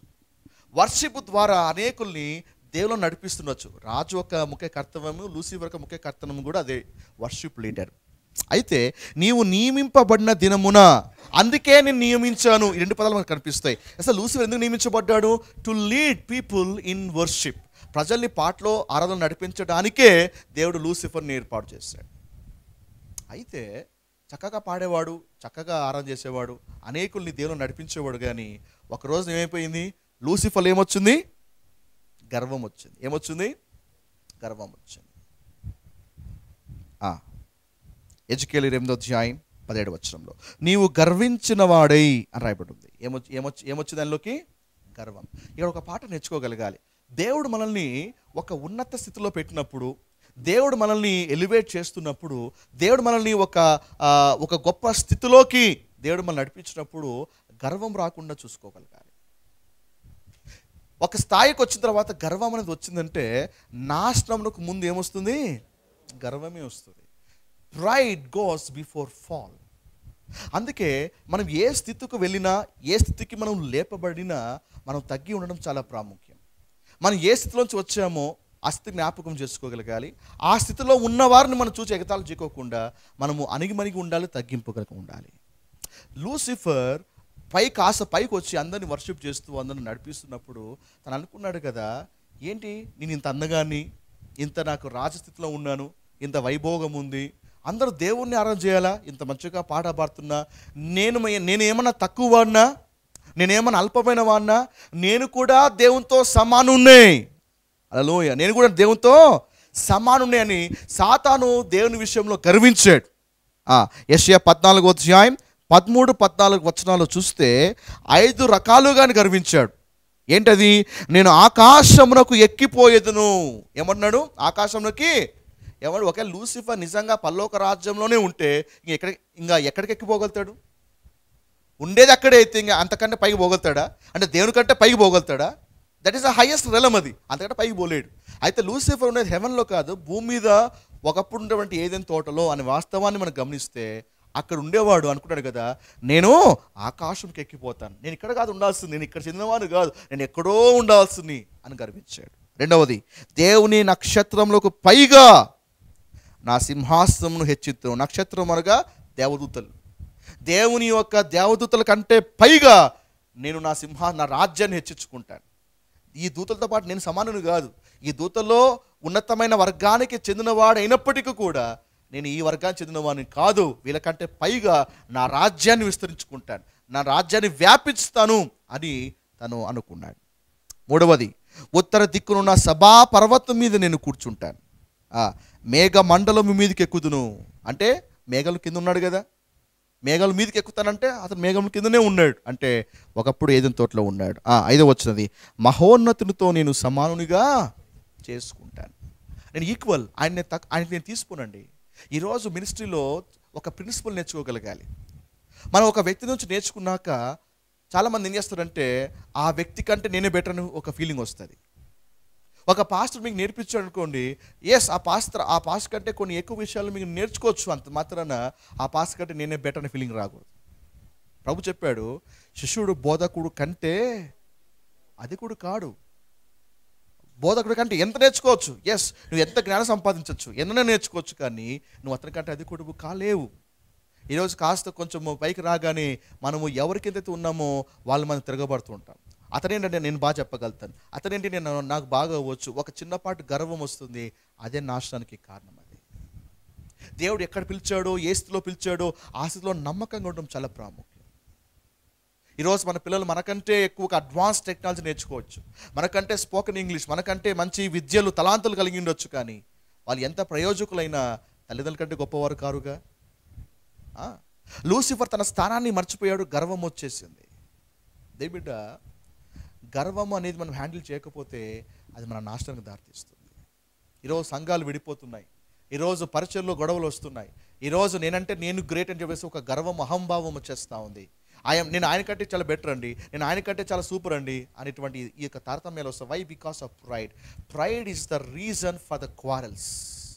గొడవలు గల మూల కారణము గర్వమే. నీకంటే నేను తక్కువని కాదు, నీకంటే నేను చాలా బెటర్ అని ఈ ఫైటింగ్స్ అన్నీ వచ్చేస్తున్నాయి. It's very dangerous. ఎలా ఉండాలి తెలుసా? మనము జాన్ ద బ్యాప్టిస్ట్ లాగా ఉండాలి. జాన్ ద బ్యాప్టిస్ట్ గురించి యేసయ్య ఒక సాక్ష్యం చెప్పాడు. ఏంటి తెలుసా? స్త్రీకు పుట్టిన వాళ్ళలో ఇతని కంటే గొప్పవాడు ఎవడు లేడు అని చెప్పాడు. ఆ దినాల్లో జాన్ ద బ్యాప్టిస్ట్ గొప్పగా వాడబడ్డాడు. ఆ దినాల్లో చాలామంది యూదులు, చాలామంది మత పెద్దలు, నాయకులు కూడా ఆయన అంటే హడల్, అంత భయం, అంత రెవరెన్స్ ఉంది ఆయన పట్ల, అంటే అంత భయం, భక్తి కూడా ఉంది. అలాంటి జాన్ ద బ్యాప్టిస్ట్ ఒక రోజున యువతనంలో యేసయ్య బాప్టిజం తీసుకొని వెళ్తూ ఉండగా యోహాను యేసుని చూపిస్తూ, తన శిష్యుల్ని యేసుని పాయింట్అవుట్ చేస్తూ, యేసుని చూపిస్తూ, ఇదిగో లోక పాపం మోసుకొని పోవచ్చున్న దేవుని గొర్రెపిల్ల అని తన శిష్యుల్ని యేసు వైపు నడిపిస్తున్నాడు. వాక్యం రాబడింది, అంతటా ఆ శిష్యులు ఆయన్ని విడిచి యేసుని వెంబడించిరి. యోహాను ఈ ప్రస్తుత దినాల్లో ఒకవేళ కంపేర్ చేస్తే, ఒక పాస్టర్తో కంపేర్ చేస్తే చెప్పండి, ఒక పాస్టరు తన బిలీవర్స్ని ఇంకొక చోటు పంపించగలుగుతాడా? పాస్టర్ తన ఒక విశ్వాసులు ఇంకో చోటు పంపించగలుగుతాడా? పాస్టర్ తన వాళ్ళని నేను చాలా గ్రేట్, వేరే మ్యాన్ ఆఫ్ గడితే ఒప్పుకోడు, నేను చాలా గ్రేట్ అండి అంటారు. కానీ యోహాను చూడండి, అంత గొప్ప దైవజనుడు అయినా, అనేకులతో అంగీకరించబడుతున్న యేసు అని రాగానే నేను కాదు ముఖ్యము, యేసు ముఖ్యము, నన్ను కాదు వెంబడించాల్సింది, ఆ గొర్రెపిల్లని వెంబడించండి అని తన వాళ్ళని యేసు వద్దకు వెంబడించాడు. తను తగ్గించుకోవడానికి కూడా వెనకాలేదు. ఆయన ఒక చెప్పులు, ఒక నార విప్పడానికి కూడా ఆయన మొహమాట పడలేదు. అందుకే యోహాను గొప్పవాడు. ఈ దినాల్లో ఇలాంటి యాటిట్యూడ్ ఉండాలి. నేను గ్రేట్ అనే యాటిట్యూడ్ కాదు, నాకంటే యేసయ్య గ్రేట్, నాకంటే ఎదుటి వ్యక్తి గ్రేట్. అందుకే న్యూ టెస్ట్మెంట్లో రాయబడి ఉంది, ప్రతివాడు పొరుగువాన్ని ఎక్కువగా గొప్పవాడిని ఎంచుకోగలగాలి. హీస్ ఫార్ బెటర్, నాకంటే మీరే బాగుపడతారండి, నాకంటే మీరే చేస్తారండి. ఆ ఫీలింగ్లో ఉన్నప్పుడు ఈ సమస్యలు రావు. ఆమేన్. సో ఎంతో తారాస్థాయికి వెళ్ళేటువంటి ఒక లూసిఫర్ ఒక గర్వంతో బయటికి కొట్టివేయబడ్డాడు. He lost his throne. కాబట్టి ఎదిగే కొద్దీ ఫస్ట్ మనం ఏ గుణం అలవర్చుకోవాలంటే నమ్మకత్వం అలవర్చుకోవాలి, విధేయతను అలవర్చుకోవాలి, ఫెయిత్ఫుల్నెస్. ప్రభు అన్నాడు కదా, కొంచెంలో నమ్మకంగా ఉంటే నేను గొప్ప వాటిలో నమ్మకంగా పెడతాను. కొంచెంలో నమ్మకంగా ఉన్నా దేవుడు ఏం చేస్తాడు? 10 రూపాయలు ఇస్తాడు. ఆ 10 రూపాయలు నమ్మకంగా ఉన్నావా? ఆ 10 రూపాయలు ఎలా హ్యాండిల్ చేస్తున్నావు? దేవుడు దాన్ని చూస్తాడు. 10 రూపాయలే హ్యాండిల్ చేయలేవని నీకు దేవుడిని నమ్మి నీకు ₹1,00,00,000 ఇవ్వలేడు కదా. సో దేవుడు ఇవ్వలేక కాదు, దేవుడికి ఇవ్వడం ఇష్టం లేక కాదు, ఇచ్చిన నువ్వు హ్యాండిల్ చేయలేవు కాబట్టి అదే స్థితిలో మిగిలిపోతుంటాం. మనం తెలియకుండా చాలా విషయాలు పరీక్షించబడుతున్నాం. We are unable to handle. బహుశా అందుకే దేవుడు మనల్ని ముందు నడిపించలేకపోతున్నాడేమో అని కావాల్సింది ఏమంటే ఫెయిత్ఫుల్. అయ్యా 10 రూపాయలు రాని, దానిలో నేను నమ్మకంగా ఇస్తానయ్యా. 10 రూపాయలు దశమాకి ఇచ్చినవాడు 100 రూపాయలు ఇవ్వగలుగుతాడు. 100 రూపాయలు ఫెయిత్ఫుల్ ఉన్నవాడు 1000 రూపాయలు ఇవ్వగలుగుతాడు.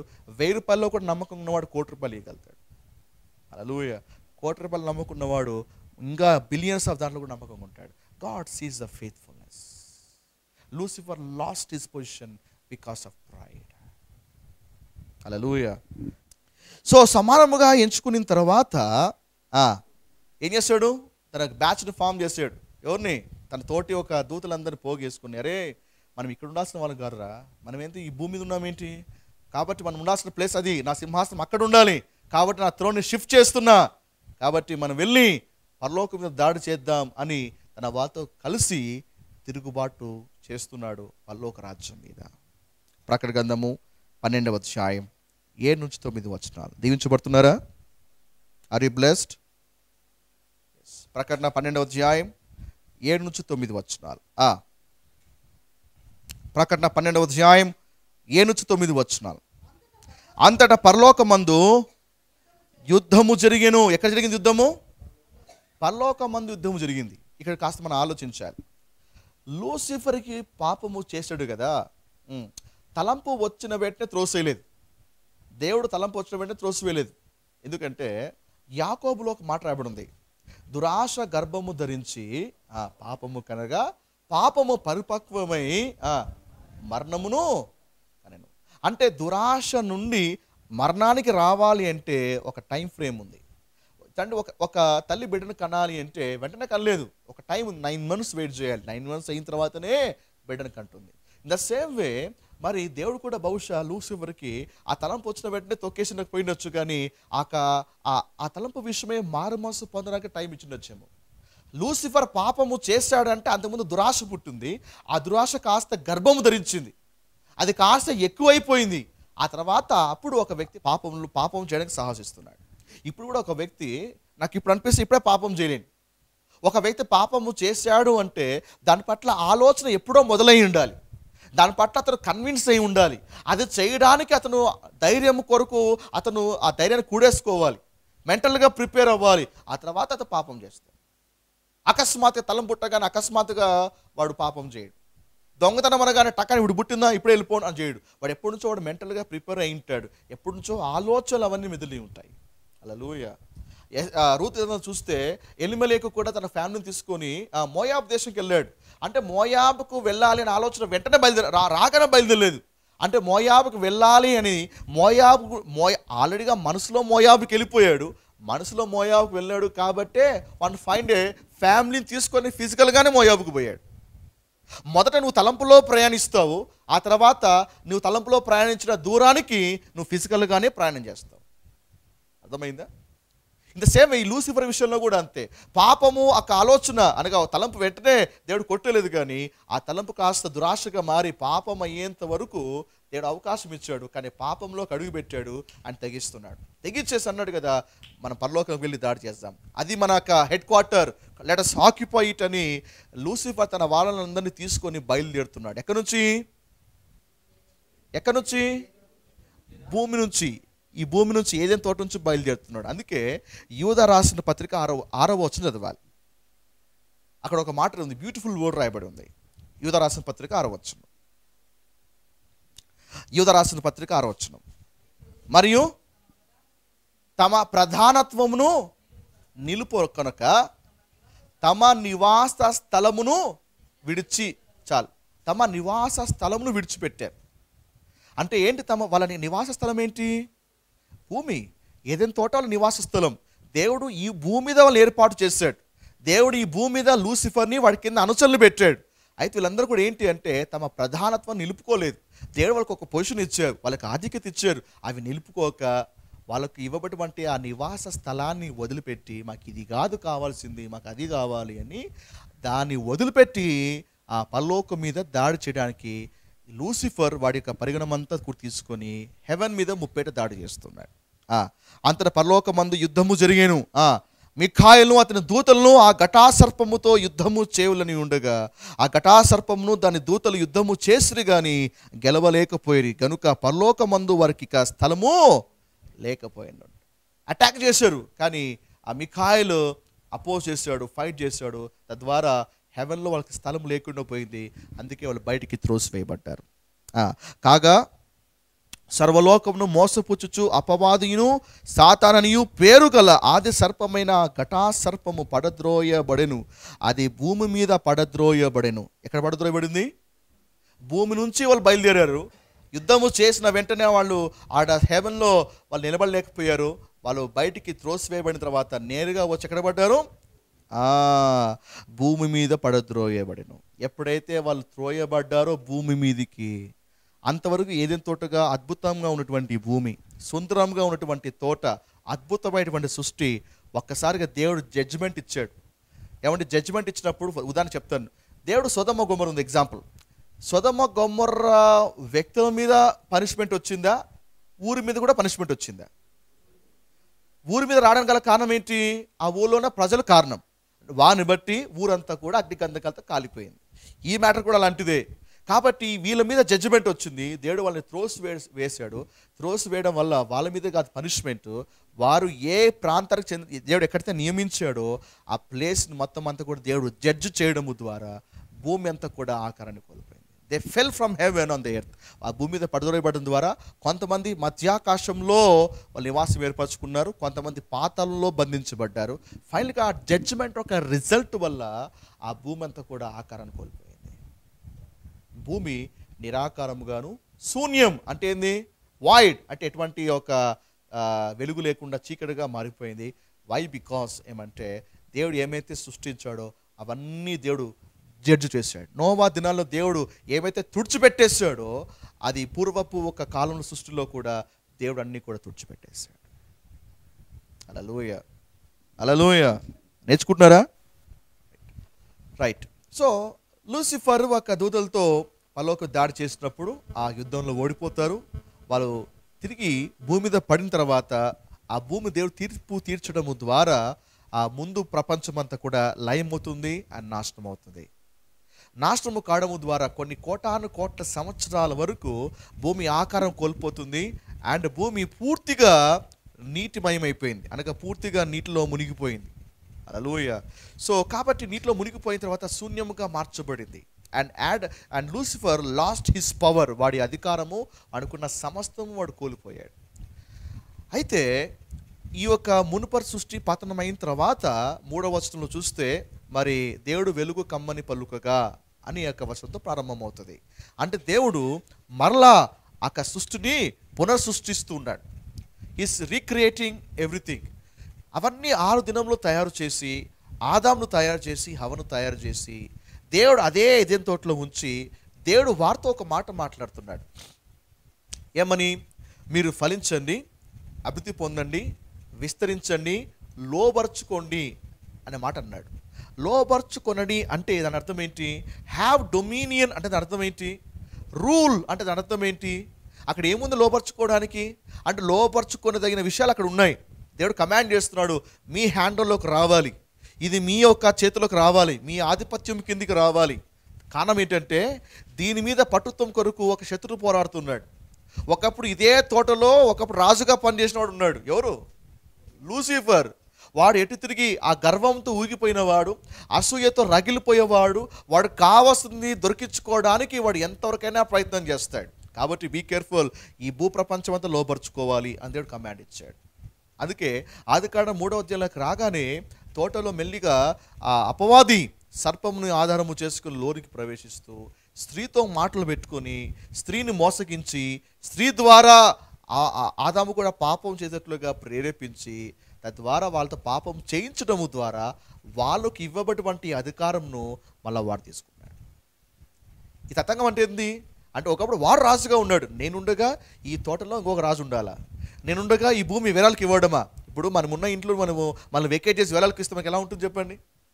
వాడు కూడా అలా ఊగిపోయాడు. కాబట్టి ఈ ప్రపంచాన్ని, ఈ భూమికి నేనే రాజు, ఇదంతా నాది, నా కంట్రోల్లో ఉండాలి, నేనే పరిపాలించాలి, అధికారం దాహం కలిగిన వాడు. అందుకే వాడు అధికారం చేజిక్కించుకొని అక్కడి నుంచి వాడు ఏలడం ప్రారంభిస్తున్నాడు.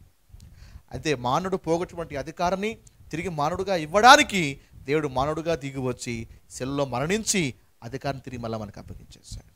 బికాస్ ఈ భూమి లీగల్గా మనకు సంబంధించినది. ఆమేన్, హల్లెలూయా, ప్రైజ్ ది లార్డ్. రైట్. అయితే ఇక్కడ మనకు ఒక ప్రశ్న మనకు ఎదురు కావాలి. ఏంటి ప్రశ్న అంటే, యోబు గ్రంథం 1వ అధ్యాయం 6వ వచనంలో ఒక మాట ఉంది. యోబు 1వ అధ్యాయం 6వ వచనం. దేవదూతలు యెహోవా సన్నిధిని నిలుచుటకై వచ్చిన దినమొకటి తటస్థించెను. ఆ దినమున అపవాదియగు వాడు వారితో కలిసి వచ్చాను. అంటే దేవదూతతో పాటు సాతాను కూడా వచ్చాడనమాట. అంటే దేవదూతలు సాతాను ఫ్రెండ్స్ ఏమన్నా? పడద్రోయబడినాక వాడు ఏ విధంగా రాగలుగుతాడు? దేవుని స్థలంలోకి ఏ విధంగా రాగలుగుతాడు? ఈ సంఘటన చోటు చేసుకుంది పరలోక రాజ్యంలో కాదు. ఈ సంఘటన చోటు చేసుకుంది భూమి మీద. పడద్రోయబడిన తర్వాత ఇక భూమి మీద. ఏ విధంగా దేవుడు ఆదామును హవ్వను సృష్టించున్నాక దేవుడు భూమి మీద దిగి వచ్చి తోటలో వాళ్ళతో సహవాసము చేసేవాడు. అలాగే మరి తండ్రికి ప్రాతినిధ్యం వహిస్తున్నటువంటి యేసుక్రీస్తు ప్రభువారు మరి ఆయన భూమి మీద ఉన్నప్పుడు ఆ టైంలో జరిగినటువంటి సంఘటనలు ఇవన్నీ కూడా. సో ఇవన్నీ కూడా క్రీస్తు మునుపు ఏ విధంగా ఉండేవాడు. ఎందుకంటే యేసు ప్రభువారు అనేక రీతులుగా భూమి మీద పనిచేసేవాడు. అబ్రహాం దినాల్లో 3 దేవదూతల రూపంలో వచ్చాడు. ఆ 3 దేవతల్లో యేసుక్రీస్తు కూడా ఉన్నాడు. సో జీసస్ అనే యేసు ప్రభువారు అనేక రీతులుగా మనకు ఓల్డ్ టెస్ట్మెంట్లో అనేక విధాలుగా కనిపిస్తాడు. సో ఇక్కడ యోబు దినాల్లో జరిగిన సంఘటన it never happen in heaven, అది భూమి మీద జరిగినటువంటి సంఘటనలు అన్నీ కూడా. రైట్. సో ఇంకొన్ని ఆధారాలు చూపిస్తాను. ప్రీ ఆడమిక్ రేస్ ఉంది అనడానికి కొన్ని ఆధారాలు. ఇర్మియా గ్రంథము 4వ అధ్యాయం 23వ వచనం. ఇర్మియా గ్రంథము 4వ అధ్యాయం 23వ వచనం నుంచి నేను చదువుతున్నాను. మీ బైబిల్లో కూడా దాన్ని పరిశీలించండి. ఇర్మియా 4వ అధ్యాయం 23వ వచనం. నేను భూమిని చూడగా అది నిరాకారముగాను శూన్యముగాను ఉండెను. ఆకాశము తట్టు చూడగా అచ్చట వెలుగు లేకపోయేను. పర్వతములను చూడగా అవి కంపించుచున్నవి, కొండలన్నీ కదులుచున్నవి. నేను చూడగా నరుడు ఒక్కడునూ లేకపోయాను. ఆకాశ పక్షులని ఎగిరిపోయి ఉండెను. నేను చూచుచుండగా ఫలవంతమైన భూమి ఎడారి అయ్యను. అందులో పట్టణాలన్నీ యెహోవా కోపాగ్నికి నిలవలేక ఆయన ఎదుట ఉండకుండా పడగొట్టబడి ఉండెను. యెహోవా ఇలాగూ సెలవుచుచున్నాడు, ఈ దేశమంతయు పాడుగాను నిశ్శేషముగాను దాని నాశనము చేయును. దానిని బట్టి భూమి దుఃఖించుచున్నది, పైన ఆకాశము కారు కమ్మి ఉన్నది. అయితే నేను దాన్ని నిర్ణయించినప్పుడు మాట ఎచ్చుతుని, నేను పశ్చాత్తాపపడుటలేదు, రద్దు చేయటలేదు. So this one of the scripture. ఇంకొక లేఖన భాగాన్ని చూద్దాం.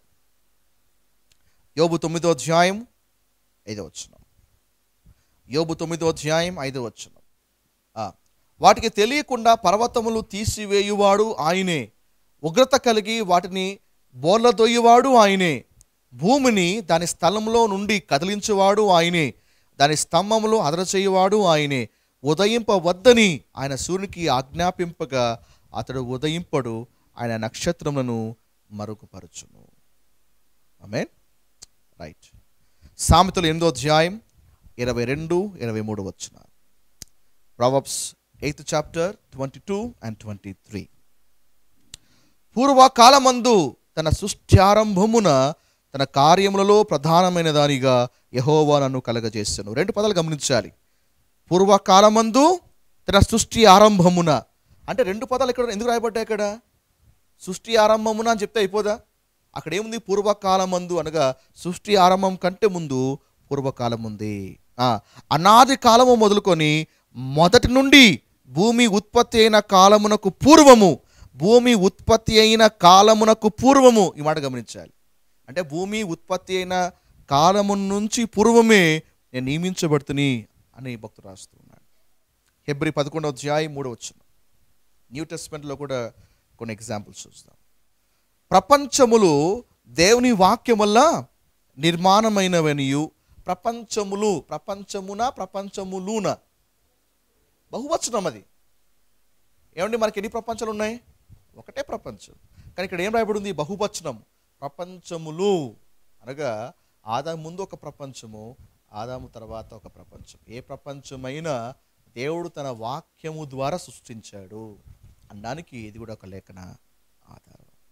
Yes, I have many more evidences to prove that there is a pre Adamic race. మీకు క్వశ్చన్ తెలుసా? బైబిల్లో డైనాసుల గురించి రాయబడ్డాయి, రాక్షస బలుగులు ఉన్నాయి బైబిల్లో. ఇవన్నీ చదివినప్పుడు నిజంగా బైబిల్ నిజమా కాదా అని అప్పుడప్పుడు అనుమానం కలుగుతుంది. కానీ టైం ఉంటే మీకు ఒప్పుకుంటే ఈ సెషన్ చివరిలో, ఓకే, క్లాస్ చివరిలో డైనాసరస్ కూడా ఉండేటివి బైబిల్లో చూపించబోతున్నాను. వాటి ఒక బొమ్మలు కూడా నేను స్క్రీన్ మీద చూపిస్తాను. అవి ఎలా ఉండేటివి, ఏంటి కథ. నిజంగా డైనాసరస్ నిజంగా ఈరోజు మనం చూసినట్టుగా భయంకరంగా ఉండేటివా, అవి ఏ విధంగా ఉండేటివి, అవి ఏమి చేసేటివి, అవి ఏమి తినేటివి, ఇవన్నీ కూడా స్క్రిప్చర్లోంచి మనం చూడబోతున్నాం. Hallelujah. So Bible is not just a fairy tale book. అది అమోఘమైన దివ్యమైన గ్రంథం అది. ఆమేన్. రైట్. ఇప్పుడు ఆదికాండం 1వ అధ్యాయం ఇంకొక నెక్స్ట్ వచ్చి చూద్దాం. చీకటి అగాధ జలముల పైన కమ్మి ఉండెను. చీకటి అగాధ జలముల పైన కమ్మి ఉండను. అంటే మునుపటి ప్రపంచం ఏంటి? ఆదాము ముందు ఉన్నటువంటి ప్రపంచము జలముల చేత లయమైపోయింది. నోవా ఒక కాలంలో భూమి అంతా కూడా ఏ విధంగా అయితే జలముతో నిండిపోయిందో, ఆదాము ముందున్నటువంటి ప్రపంచం కూడా తీర్పుకు ఫలితముగా అది నిరాకారంగా మార్చబడిపోయింది అండ్ వెలుగు కోల్పోయింది. ఆ భూమి అంతా కూడా నీటిలో మునిగిపోయింది, సబ్మర్జ్డ్, నీటిలో మునిగిపోయింది. అందుకే దేవుడు ఆ న్యూ క్రియేషన్ చేస్తున్నప్పుడు అన్నాడు కదా, ఏమని? దేవుడు పై జలములను కింది జలములను వేరుపరచగా, ఓకే, మరి కింది జలమును దేవుడు చేసినప్పుడు దేవుడు దానికి భూమి అని పేరు పెట్టారు. అంటే ఎందుకు దేవుడు వేరు చేశాడు? కారణం ఏమంటే భూమి నీటిలో మునిగిపోయింది కంప్లీట్గా. దేవుడు దాన్ని సపరేట్ చేస్తున్నాడు. సపరేట్ చేసి పై జలమును ఆకాశం అని పేరు పెట్టారు, కింది జలం దేవుడు భూమి అని పేరు పెట్టాడు. హల్లెలూయా. సో వెన్ ఆదాముకు పూర్వపు ఒక సృష్టి ఎప్పుడైతే పాపం చేసిందో, జడ్జ్మెంట్ ఫలితముగా అంతకుముందు సూర్యుడు ఉన్నాడు, చంద్రుడు ఉన్నాడు, నక్షత్రాలు కూడా ఉన్నాయి. సో అవి పూర్వపు సృష్టిలోనే ఉండేటివి. అందుకే మీరు ఆడమ్ ఒక క్రియేషన్ మీరు బాగా గమనించినట్లయితే, దేవుడు దేవుడు కలుగునుగాక అని పలుకుతాడు. కానీ సూర్యుని మాత్రము కలుగునుగాక అని, చంద్రులు కలుగునుగాక అని, లేకపోతే ఇంకోటి కలుగునుగాక అని పలకడు. ఎందుకు తెలుసా? అవన్నీ కూడా ఆల్రెడీ సృష్టించబడ్డాయి. సో హిబ్రూ ఒరిజినల్ లాంగ్వేజ్లో ఏంది ఎట్లా అంటే, అవన్నీ కూడా మరలా అగపడునుగాక అని పలికాడు. సో ఎప్పుడైతే అగపడునుగాక అని పలికాడో, అప్పుడు సూర్యుడు మళ్ళా వెలిగించడం ప్రారంభించాడు. అప్పుడు చంద్రుడు కూడా వెలిగడం ప్రారంభించాడు. అప్పుడు నక్షత్రాలు కూడా మళ్ళీ అవి కూడా కాంతి ఇవ్వడం ప్రారంభించాయి. అంటే అంతకుముందు లైట్స్ ఆఫ్ అయినాయి, ఇప్పుడు మళ్ళా దేవుడు అలా అగపడునుగాక అంటే మళ్ళా అవన్నీ కూడా అగపడుతున్నాయి. హల్లెలూయా. సో అందుకే మీరు జెనసిస్ యొక్క క్రియేషన్ మీరు బాగా చదువుకుంటూ రాగలగాలి. Let there be a light అన్నాడు, కానీ let there be a sun అని, let there be a stars అని, let there be a moon అని కదా, ఇవన్నీ కూడా దేవుడు పలకలే. Because already it been created. ఇంకో విషయం తెలుసా? Let there be a water కూడా చెప్పాడా? నీళ్లు కలుగునుగా కానీ లేదు. మనకి నీళ్ళు ఎప్పుడు కనపడతాయి? ఈ వచనంలో ఏముంది? చీకటి అగాధ జలముల పైన. అంటే దేవుడు జలమును సృష్టించలేదు ఆదాం టైంలో, ఎందుకంటే ఆదాం ముందే వాటర్ ఉన్నాయి కాబట్టి. వాటర్లో ఇక భూమి అంతా కూడా మునిగిపోయింది అండ్ అంతా కూడా శూన్యముగాను చీకటిగానే ఉంది. కాబట్టి చీకటి అగాధ జలం మీద కమ్మి ఉండేను అనగా, మరి చీకటి బైబిల్లో దేవుని తీర్పుకు సాదృశ్యం.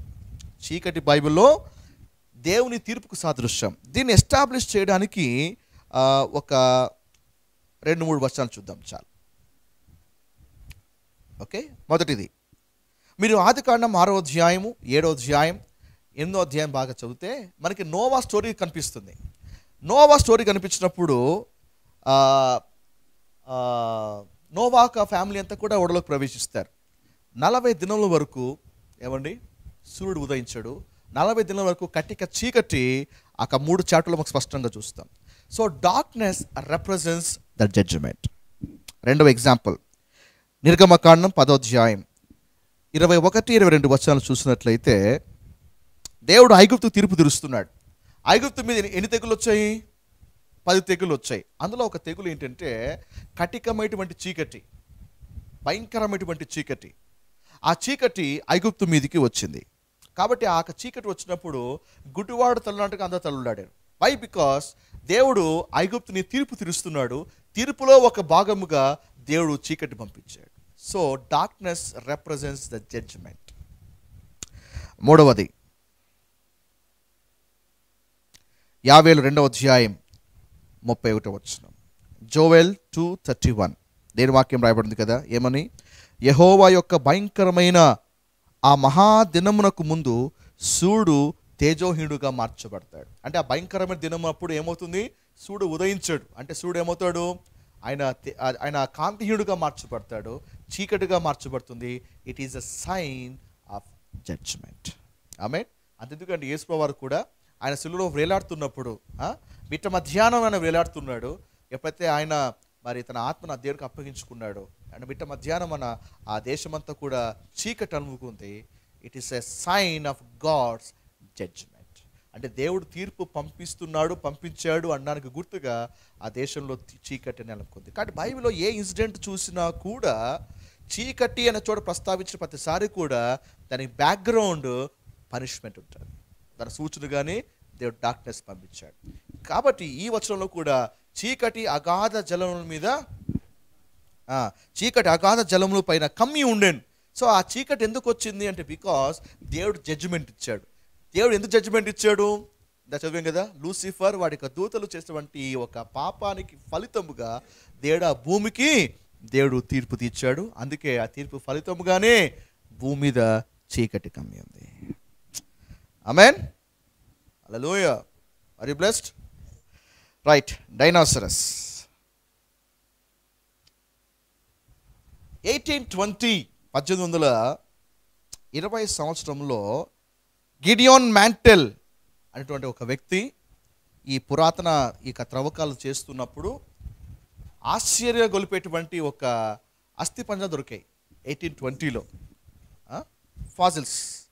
ఇది దొరికినప్పుడు ఆశ్చర్యపోయాడు. ఈ వింత ఆకారం ఏంటి, ఎప్పుడు చూడలేదు, ఇవి ఎక్కడి నుంచి వచ్చినాయి, ఏం కథ, పెద్ద పెద్ద ఆకారాలన్నీ దొరికాయి. సో అవన్నీ చూస్తే ఎస్కావేట్ చేస్తున్నాడు. 1841లో ఇంకా ఎస్కావేట్ చేస్తూ ఉండగా ఇంకా 9 కనపడ్డాయి. ఒకటంటే ఏదో అలా దొరికిపోయింది అనుకోండి, ఇంకా 9 కనపడ్డాయి. ఆ 9 కనపడగానే ఇంకా ఒక పెద్ద దుమారం లేగింది. మొత్తం న్యూస్ ఛానల్లో అన్ని చోట్ల కూడా పాకిపోయింది. ఈ ఆకారాలు ఏంటివి, ఏమై ఉంటాయి, వాటి పనులు అవన్నీ కూడా చూసి ఏదైనా అస్థిపంజరాలకు అన్ని ఫ్లెష్ని తలపించేటువంటి దాని ఏముంటుందని దాని యొక్క సెరామిక్ అంట కదా, కొన్ని సెరామిక్ టైప్లో దాన్ని అంతా ఫిల్ చేస్తే అది ఏ షేప్లోకి వస్తుంది, సిస్టంలో దాన్ని ఎంటర్ చేసి అంటే ఒరిజినల్గా ఎలా ఉండేది, ఏం కథ, అవన్నీ అలాగా డిజైన్ చేసి చూసినప్పుడు అవి బలమైనటువంటి పనులు పెట్టుకొని ఒక భయం కొలిపేటువంటి ఆకారంలో అవి కనిపించాయి. కాబట్టి అక్కడి నుంచి ఏంటంటే బహుశా ఇవన్నీ కూడా ఉండేటివా. అప్పటికే ఒక పెద్ద మిస్టరీ ఏంటంటే ఈ ప్రపంచం ఒకప్పుడు భూమికి ఏమైంది, కొన్ని వింత జరుగుతున్నాయి, కొన్ని పక్షులు, కొన్ని జంతువులు అన్నీ కూడా అవి ఆ జాతి అంతరించిపోయినాయి. సో కొన్ని మిస్టరీస్ ఉండేటివి. అయితే ఆ మిస్టరీస్ ఉన్నప్పుడు మళ్ళీ బహుశా ఈ రాక్షస బలులు ఇంత ఆకారంలో ఉన్నాయి, ఇంత పెద్ద ఆకారంలో ఉన్నాయి, బహుశా ఇవి ఢీ కొట్టడము ద్వారా, ఇవి కొట్లాడుకోవడము ద్వారా భూమి ఒకప్పుడు ఇలాగ నాశనం అయిపోయింది అని, అండ్ దీని ద్వారానే కొన్ని జాతులన్నీ కూడా అంతమైపోయాయని చెప్పేసి ఒక వార్త అప్పుడు హల్చల్ చేస్తున్నప్పుడు అండ్ ఆ టైంలోనే మరి 1993లో ఎక్కువగా హల్చల్ చేస్తున్న టైంలోనే 1993లో జురాసిక్ పార్క్ అనే మూవీ బయటకు వచ్చింది. యాక్చువల్ జురాసిక్ పార్క్ అనే మూవీ ద్వారానే ఈ డైనాసరల్లో గురించినటువంటి ఒక ఊపు అప్పుడు అందుకుంది.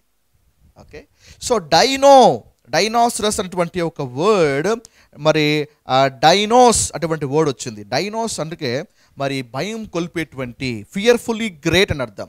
సారస్ అంటే బల్లి అని అర్థం. డైనోస్ అంటే భయం కొల్పేటువంటి ఒక జీవి, సారస్ అంటే బల్లి. సో డైనోసరస్ అంటే భయము కొల్పేటువంటి ఒక బల్లి అని అర్థం డైనోసరస్. ఈ జురాసిక్ పార్క్ ద్వారా మరి ప్రపంచవ్యాప్తంగా దీనికి వచ్చినటువంటి ఒక ప్రచారం అనేది మొదలైంది. అయితే ఈ యొక్క డైనోసరస్ ఒక వర్ణన ఈరోజు సినిమాలో చూసినట్టుగా, జురాసిక్ పార్క్ మూవీలో చూపిస్తున్నట్టుగా ఈ యొక్క డైనోసరస్ ఒకప్పుడు అలా ఉండేటివి కావు. అవన్నీ కూడా మానవుని యొక్క ఊహాగానం నుంచి వచ్చేటువంటి స్టోరీసే. వాళ్ళు దొరికింది కేవలము ఒక అవశేషాలు మాత్రమే, కానీ అవి ఏమై ఉండేవి, ఎలా ఉండేటివి, అవి ఏం చేసేటివి అటువంటి ఇన్ఫర్మేషన్ వాళ్ళ దగ్గర లేకపోవడం వల్ల ఫిక్షన్ని క్రియేట్ చేసి స్టోరీస్ అల్లేసి ఎలాగుంటే జనాల్ని ఆకట్టుకోవచ్చు అని వాళ్ళు ఓన్గా స్టోరీస్ రాసి దాంతో సినిమాలు తీసి జనాలు చూపించడం మొదలుపెట్టారు. జనాలు కూడా డైనోసరస్ ఇలాగే ఉండేటివి అటువంటి ఒక ఇంప్రెషన్ వాళ్ళ మైండ్లో పెట్టుకున్నారు. బట్ డైనోసరస్ గురించినటువంటి బైబిల్ ఎక్కడ రాయబడిందో చూడిపోతున్నాం. ఆమేన్. రెండు ఉన్నాయి డైనోసరస్ గురించి. యోబు గ్రంథము 40వ అధ్యాయం 15 నుంచి 24 వచనాల్లో అక్కడ రాయబడి ఉంది. అక్కడ ఏం రాయబడింది? నీటి గుర్రము అని రాయబడి ఉందా? రైట్. అచ్చే అక్కడ అలాగే ఉంచి ఇంకొక డిస్క్రిప్షను మనకి యోబు 41వ అధ్యాయంలో కనిపిస్తుంది. మొదటి వచనం ఏముంది? మకరము అని ఉందా? మకరము.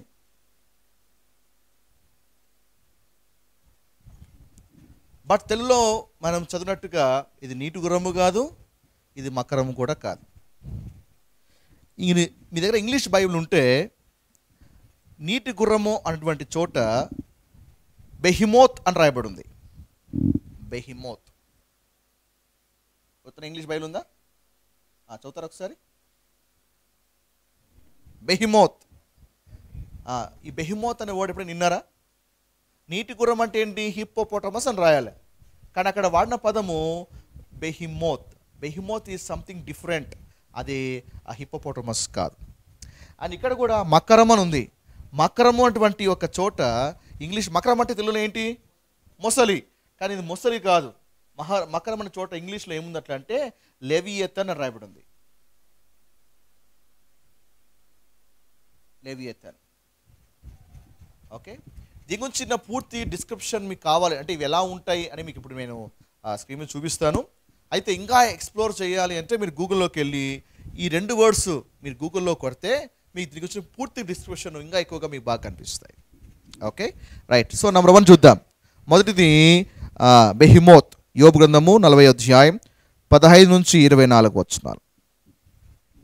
ఈ బెహిమోత్ ఇలాగుంటుంది. ఇది బెహిమోత్. ఓకే, ఇంకో మాట చెప్పాలంటే ఇది బెహిమోత్ కదా, స్ట్రేంజ్ క్రియేచర్ కదా, మన తరంలో ఇవి కనిపించవు. బెహిమోత్ ఇది. చూద్దామా ఒకసారి. యోబు గ్రంథము 40వ అధ్యాయం 15 నుంచి 24. నేను చేసిన నీటి గుర్రమును నువ్వు చూచి ఉన్నావు కదా, ఎద్దువలే అది గడ్డి మేయును. ఎద్దువలే అది గడ్డి మేస్తుంది. దేనికి స్తోత్రం. ఈ డైనాసరస్ జురాసిక్ పార్క్లో చూపించట్లుగా మనుషులు తినేది కాదు, మనుషుల మీద దాడి చేసేది కాదు. అది ప్యూర్లీ వెజిటేరియన్, అది పూర్తిగా శాకాహారి మాత్రమే, గడ్డి మేస్తుంది కానీ ఎవరి మీద దాడి చేసేది కాదు. ఈవెన్ మీరు ఆదికాండం బాగా చదివితే ఆదికాండము 9వ అధ్యాయం వరకు అంటే నోవాహ వాళ్ళ ఫ్యామిలీతో కలిసి బయటకు వస్తారు. ఆ నోవాలో ఉన్నటువంటి జంతువులు కూడా బయటకు వస్తాయి. బయటకు వచ్చిన తర్వాత దేవుడు చెప్తాడు నోవాతో, ఇక్కడ నుంచి నేను మరి పచ్చని ఆకుకూరలు ఇచ్చినట్లుగా ఈ యొక్క సమస్త జలచరములను మీకు ఆహారముగా ఇచ్చుచున్నాను. అంటే అంతకుముందు 9వ అధ్యాయం ముందు వరకు ప్రతి ఒక్క ప్రాణి ఆదాంతో సహా ప్రతి ఒక్క మనిషి కూడా ఈజ్ అ ప్యూర్లీ వెజిటేరియన్. 9వ అధ్యాయం నుంచి నాన్ వెజిటేరియన్ మొదలవుతుంది. అర్థమవుతుందా? ఈవెన్ ఇక డైనాసరస్ కూడా ఏంటంటే పచ్చని గడ్డి అంటే ఒక దాని మీద దాడి చేసేది కాదు. దాని శక్తి దాని నడుములో ఉన్నది. చెప్పండి, ఒకవేళ ఇది నిజంగా హిప్పోపోటమస్ అయితే హిప్పోపోటమస్ శక్తి దేంట్లో ఉంటుంది చెప్పండి? కొమ్ములో ఉంటుంది. దీని శక్తి ఎక్కడుంది? నడుములో ఉంది. దాని బలము దాని కడుపు నరములో ఉన్నది. దేవదారు చెట్టు కొమ్మ వంగునట్లు అది తన తోకను వంచును. దేవదారు చెట్టు కొమ్మ, ఏమంటే దేవదారు చెట్టు కొమ్మ ఎంత ఉంటుంది? ఎంత పొడుగు ఉంటుంది చెప్పండి? హిప్పోపోటమస్ తోక ఎంత చెప్పండి? చూసారా హిప్పోపోటమస్ తోక? దాని దేవదారు కథతో పోల్చగలుగుతామా? లేదు. ఎందుకంటే ఇక్కడ డిస్క్రిప్షన్ హిప్పోపోటమస్కి మ్యాచ్ కాదు. దేవదారు కొమ్మ అంటే అంత పెద్ద కొట్టు తోకది. దాని పక్క నిలబడితే మనం చాలా లిలిపుట్లా కనపడతాం, ఇంత ఉంటామంతే, అంత పెద్ద తోకది. దాని ఎముకలు ఇత్తడి గొట్టము వలె ఉన్నవి, దాని పక్కటెముకలు ఇనుప కమ్ముల వలె ఉన్నవి. దేవుడు సృష్టించిన వాటిలో గొప్పది. దేవుడు సృష్టించిన వాటిలోనే గొప్పది. చెప్పండి, హిప్పోపోటమస్ అన్నిటికంటే గొప్పదా? అంటే హిప్పోపోటమస్ కంటే బలమైంది లేదా? ఏనుగుంది కదా. కాబట్టి ఇక్కడ దేవుడు ఏమంటున్నాడు? అది సృష్టించిన వాటిలోనే గొప్పది, అంటే దానికి మించినటువంటి క్రియేషన్ లేదు, అంత భారీగా ఉంటుంది. కాబట్టి it is not talking about hippopotamus, నీటి గురించి మాట్లాడట్లేదు. దాన్ని సృష్టించిన వాడే దానికి ఖడ్గమును దానికి ఇచ్చాను. సో కాబట్టి ఖడ్గం అంటే నీ ముక్కుకున్నటువంటి ఖడ్గం కాదు, అందుకే దాన్ని నీటి గుర్రం చాలా మంది అనుకుంటారు, కానీ అది ఖడ్గము కాదు. పర్వతంలో దానికి మేత మొలుచును, అరణ్య జంతువులన్నీ అచ్చట ఆడుకొనును. అంటే మరి అది మేత తింటుంది. అండ్ అరణ్య జంతువులన్నీ కూడా దాన్ని చూసి భయపడి పారిపోతాయా? ఇప్పుడు జురాసిక్ పార్క్లో చూస్తే అది రాగానే మిగతావన్నీ పారిపోతాయి. మనుషులు పారిపోతారు, జంతువులు పారిపోతాయి, పక్షులు పారిపోతాయి. కానీ ఇది ఎంత భయం కొలిపేది కాదు. అది స్ట్రాంగ్ అయినప్పటికీ కూడా అడవి జంతువులు అనేక వచ్చి అక్కడ నివాసం చేస్తాయి. తామర చెట్టు కింద జమ్ము గడ్డి మరుగున పరలోను అది పండుకొనును. తామర చెట్టు నీరును అది ఆశ్రయించును. నదిలోని నిరవరంజ చెట్టు దాన్ని చుట్టుకొని ఉండును. నది ప్రవాహము పొంగి పొల్లునను అది భయపడదు. యోర్దానదు వంటి ప్రవాహము పొంగి దాని నోటి వద్దకు వచ్చినను అది ధైర్యము విడవదు. అది చూచుచుండగా ఎవరైనను దాన్ని పట్టుకొనగలరా? ఉరియొగ్గి దాని ముక్కునకు సూత్రము వేయగలరా? ఒక నిజంగా అది నీటి గుర్రం అయితే మనం పట్టుకోలేమా? పట్టుకున్నాం కాబట్టి కదా జూలో పెడతారు అదని. సో దాన్ని పట్టుకోలేం అంటే అంత అది భారీగా ఉంటుంది కాబట్టి. సో ఇది నీటి గురించి మాట్లాడట్లేదు. It is about behemoth. కాబట్టి నేను నెట్లోకి వెళ్ళి బెహిమోత్ని సెర్చ్ చేయండి, దీనికి వచ్చిన పూర్తి డిస్క్రిప్షన్ ఇంకా మీకు దాంట్లో కనిపిస్తుంది. నెక్స్ట్ యోబు 41వ అధ్యాయం.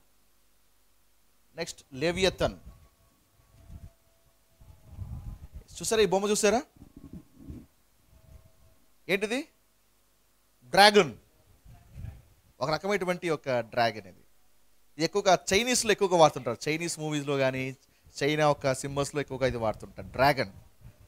ఓకే, సో ఆల్మోస్ట్ ఇలాగ ఈవెన్ యాక్చువల్గా చెప్పాలంటే కరెక్ట్ పిక్చర్ ఇదే కాకపోవచ్చు, ఎందుకంటే మరి దాని ఒక వర్ణను బట్టి మరి ఇలాగ వాళ్ళు చిత్రించరు, కానీ మేబీ ఎగ్జాక్ట్గా ఉండొచ్చు, కాకపోవచ్చు, ఇంచుమించుగా ఉండొచ్చు.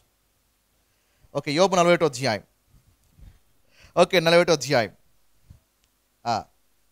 ఇక్కడ దేవుడు మాట్లాడుతున్నాడు. అంటే 40వ అధ్యాయం వరకు మీరు 37th చాప్టర్ వరకు గమనిస్తే, యోబు 37వ అధ్యాయం వరకు గమనిస్తే, యోబుకి తన స్నేహితుని మధ్య జరిగేటువంటి డిస్కషన్.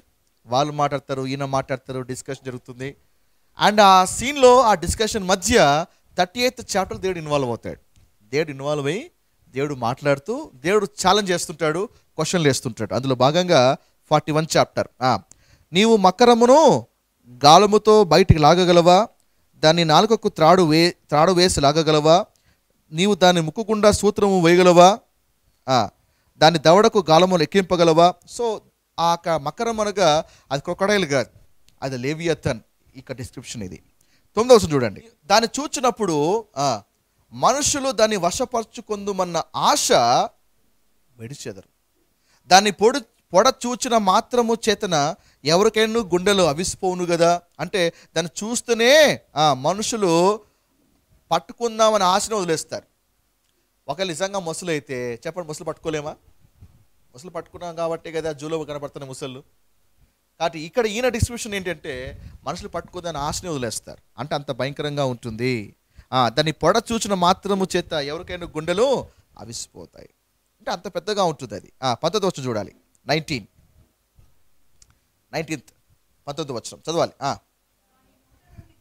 దాని నోట నుండి జ్వాలలు బయలుదేరును, అగ్ని కణములు దాని నుండి లేచు. చెప్పండి, ఏ జంతు నోట్లోంచి అగ్గి బయటకు వస్తుంది? నిజంగా ఇది ముసలి అయితే ముసలి నోట్లో అగ్గి బయటకు వస్తుందా? అగ్ని కణములు బయటకు వస్తాయా? లేదు. కాబట్టి మనం చూసేటువంటి ఏ జంతులో ఏ ఒక్క ప్రాణి నోట్లోంచి అగ్గి బయటికి రాదు. మళ్ళీ ఇక డిస్క్రిప్షన్ ఏ ఒక్క జీవి గురించి ప్రభు మాట్లాడుతున్నాడు? That is why it is not crocodile, it is a leviathan. ఆ జీవి ఇలాగుండేది, దాని కణములు దాని నుండి లేచును. 74వ కీర్తన 13వ వచనంలోను, యెషయా 51వ అధ్యాయం 9వ వచనంలో కూడా దీని గురించి డిస్క్రిప్షన్ అక్కడ కనిపిస్తుంది. అక్కడ కూడా మకరం కనపడుతుంది, అక్కడ కూడా దాని నోట్లోంచి ఫ్లేమ్స్, అగ్ని బయటకు వచ్చినట్టుగా అక్కడ రాయబడి ఉంది. 74వ కీర్తన చూద్దాం ఒకసారి. 74వ కీర్తన 13-14 వచనాలు. నీ బలము చేత సముద్రమును పాయలుగా చేసితివి, జలములలో భుజంగముల శిరస్సులను నీవు పగలగొట్టితివి. సో భుజంగము అనే మాట రాయబడి ఉంది. ఇంగ్లీష్లో సీ మాన్స్టర్ అని రాయబడి ఉంది, ఎందుకంటే ఈ జీవి సముద్రంలో ఉంటుంది అనమాట, వాటర్లో ఉంటుంది. ఓకే, మకరం యొక్క శిరస్సును నీవు ముక్కలుగా కొట్టితివి, అరణ్యవాసులకు దానిని ఆహారముగా ఇచ్చితివి. మకరం ఒక శిరస్సు అనగా దీని తల పగలు కొట్టేటువంటి శక్తి మనుషులకు లేదు, ఎందుకంటే పట్టుకున్నామని ఆశను వదిలేసుకోవాలి. అలాంటి గొప్ప ఒక తలను దేవుడు పగలగొట్టాడు. నిజంగా ముసలైతే చెప్పండి, ముసలు చంపలేమా? ఒక స్పియర్ తీసుకొని పొడిస్తే అయిపోయి. కానీ ఇది నిజంగా ముసలి కాదు, ఇట్స్ లెవియథన్. యెషయా 51వ అధ్యాయం 9వ వచనం. ఐజియా 51:9.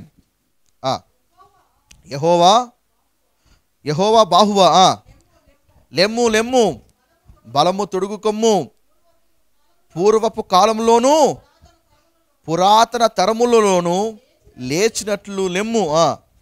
రాహాబు తుత్తునీలుగా నరికివేసినవాడు నీవే కదా, మకరమును పొడిచినవాడు నీవే కదా. చూసారా, మకరమును పొడిచినవాడు నీవే కదా. ఇక్కడ పైన డిస్క్రిప్షన్ ఏం రాయబడింది? దాన్ని చూస్తేనే గుండెలు ఆగిపోతాయి. పట్టుకుతున్న ఆశనే వదిలేయాలా? దాన్ని నీ యొక్క ఏమంటే దాన్ని చూడంగానే గుండెలు ఆగిపోతాయి. అలాంటిది పొడవగలుగుతామా? కానీ ఇక్కడ దేవుడు ఏమన్నాడంటే మకరం పొడిచిన వాడు నీవేనయ్యా. ఒక నిజంగా ముసలి అయితే దాని దేవుడు అవసరమా, మనమే పొడి చేయొచ్చు మనం. కానీ మకరపు పొడిచిన వాడు నీవే అంటే దాన్ని పొడిచేటువంటి ధైర్యము మనుషులకు లేదు, దేవుడికి మాత్రమే ఉంది అని దేవుడు మాట్లాడుతున్నాడు. ఆమేన్. 25 వచనం, యోబు 41:25 వచనం. జోబ్ 41:25. జోబ్ 41:25. అది లేచినప్పుడు బలిష్ఠులు భయపడుదురు, అధిక భయము చేత వారు మైమరుతురు. అది లేచినప్పుడు అని ఉంది. చెప్పండి, మొసలు లేస్తుందా, పాకుతుందా? నిజంగా మకరం అయితే, నిజంగా అది మొసలు అయితే అది పాకుతుంది కానీ లేదు. కాబట్టి ఇక్కడ డిస్క్రిప్షన్ నిజంగా మొసలి కాదు, లేవియతన్. అది లేచినప్పుడు అనగా అది నీటిలోంచి పైకి లేస్తుంది. ఆ లేచినప్పుడు భయంకరంగా ఉంటుంది. అందుకే బలిష్ఠులు దాన్ని చూసి భయపడతారు, అధిక భయము చేత వారు మయపడతారు. 26 వచనం, దాన్ని చంపుటకై ఒకడు ఖడ్గము దుయ్యుట వ్యర్థమే.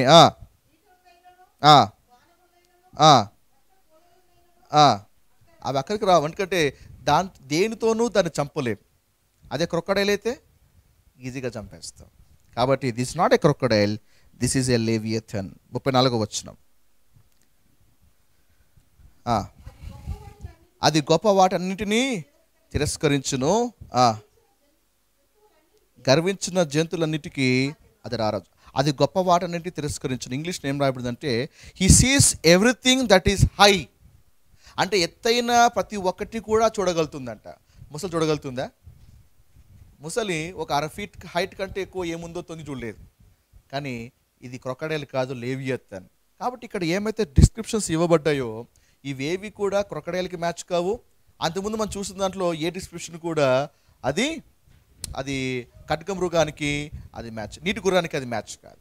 సో ఇవన్నీ కూడా లేవియథన్ అండ్ బెహిమోత్. సో కాబట్టి ఈ క్రియేచర్స్ మనం ఏమైతే చదివామో దాని ఫీచర్స్ కానీ గుణగుణాలు కానీ ప్రస్తుతపు ఏ ఒక్క జంతువులో కూడా మనకు కనిపించదు.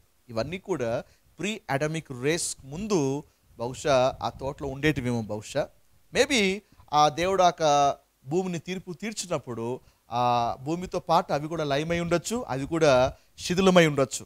ఎందుకంటే అది ఖచ్చితంగా ఆదాము తర్వాత మీరు అనొచ్చు, పాస్టర్ గారు అవి నోవా జలప్రలయంలో పోయి ఉండొచ్చు కదా, ఆ టైంలో అవి నీట మునిగిండొచ్చు కదా అనొచ్చు. కానీ నోవా జలప్రలయం కూడా చూస్తే గిన హార్డ్లీ ఒక 3000, 4000, 5000 ఇయర్స్ బ్యాక్ జరిగింటుంది. నోవా టైం కూడా అదే కదా. కానీ ఈ అస్థి పంజరాలకు అవశేషాలకు వయసు లక్షల సంవత్సరాల కిందట. కాబట్టి షూర్గా మరి ఇది సైన్స్ ప్రకారంగా మ్యాచ్ చేస్తే ఆదాం కంటే ముందే ఉన్నటువంటి క్రియేషన్లో ఉండేటివి ఆ జడ్జిమెంట్ జరిగినప్పుడు మరి మునుప సృష్టితో పాటు ఇవి కూడా నాశనం అయిపోయి ఇవి కూడా శిథిలావస్థ అయిపోయి ఉంటాయి. వాటి అవశేషాలే ఈరోజు మనం అక్కడక్కడ మనం చూస్తాము.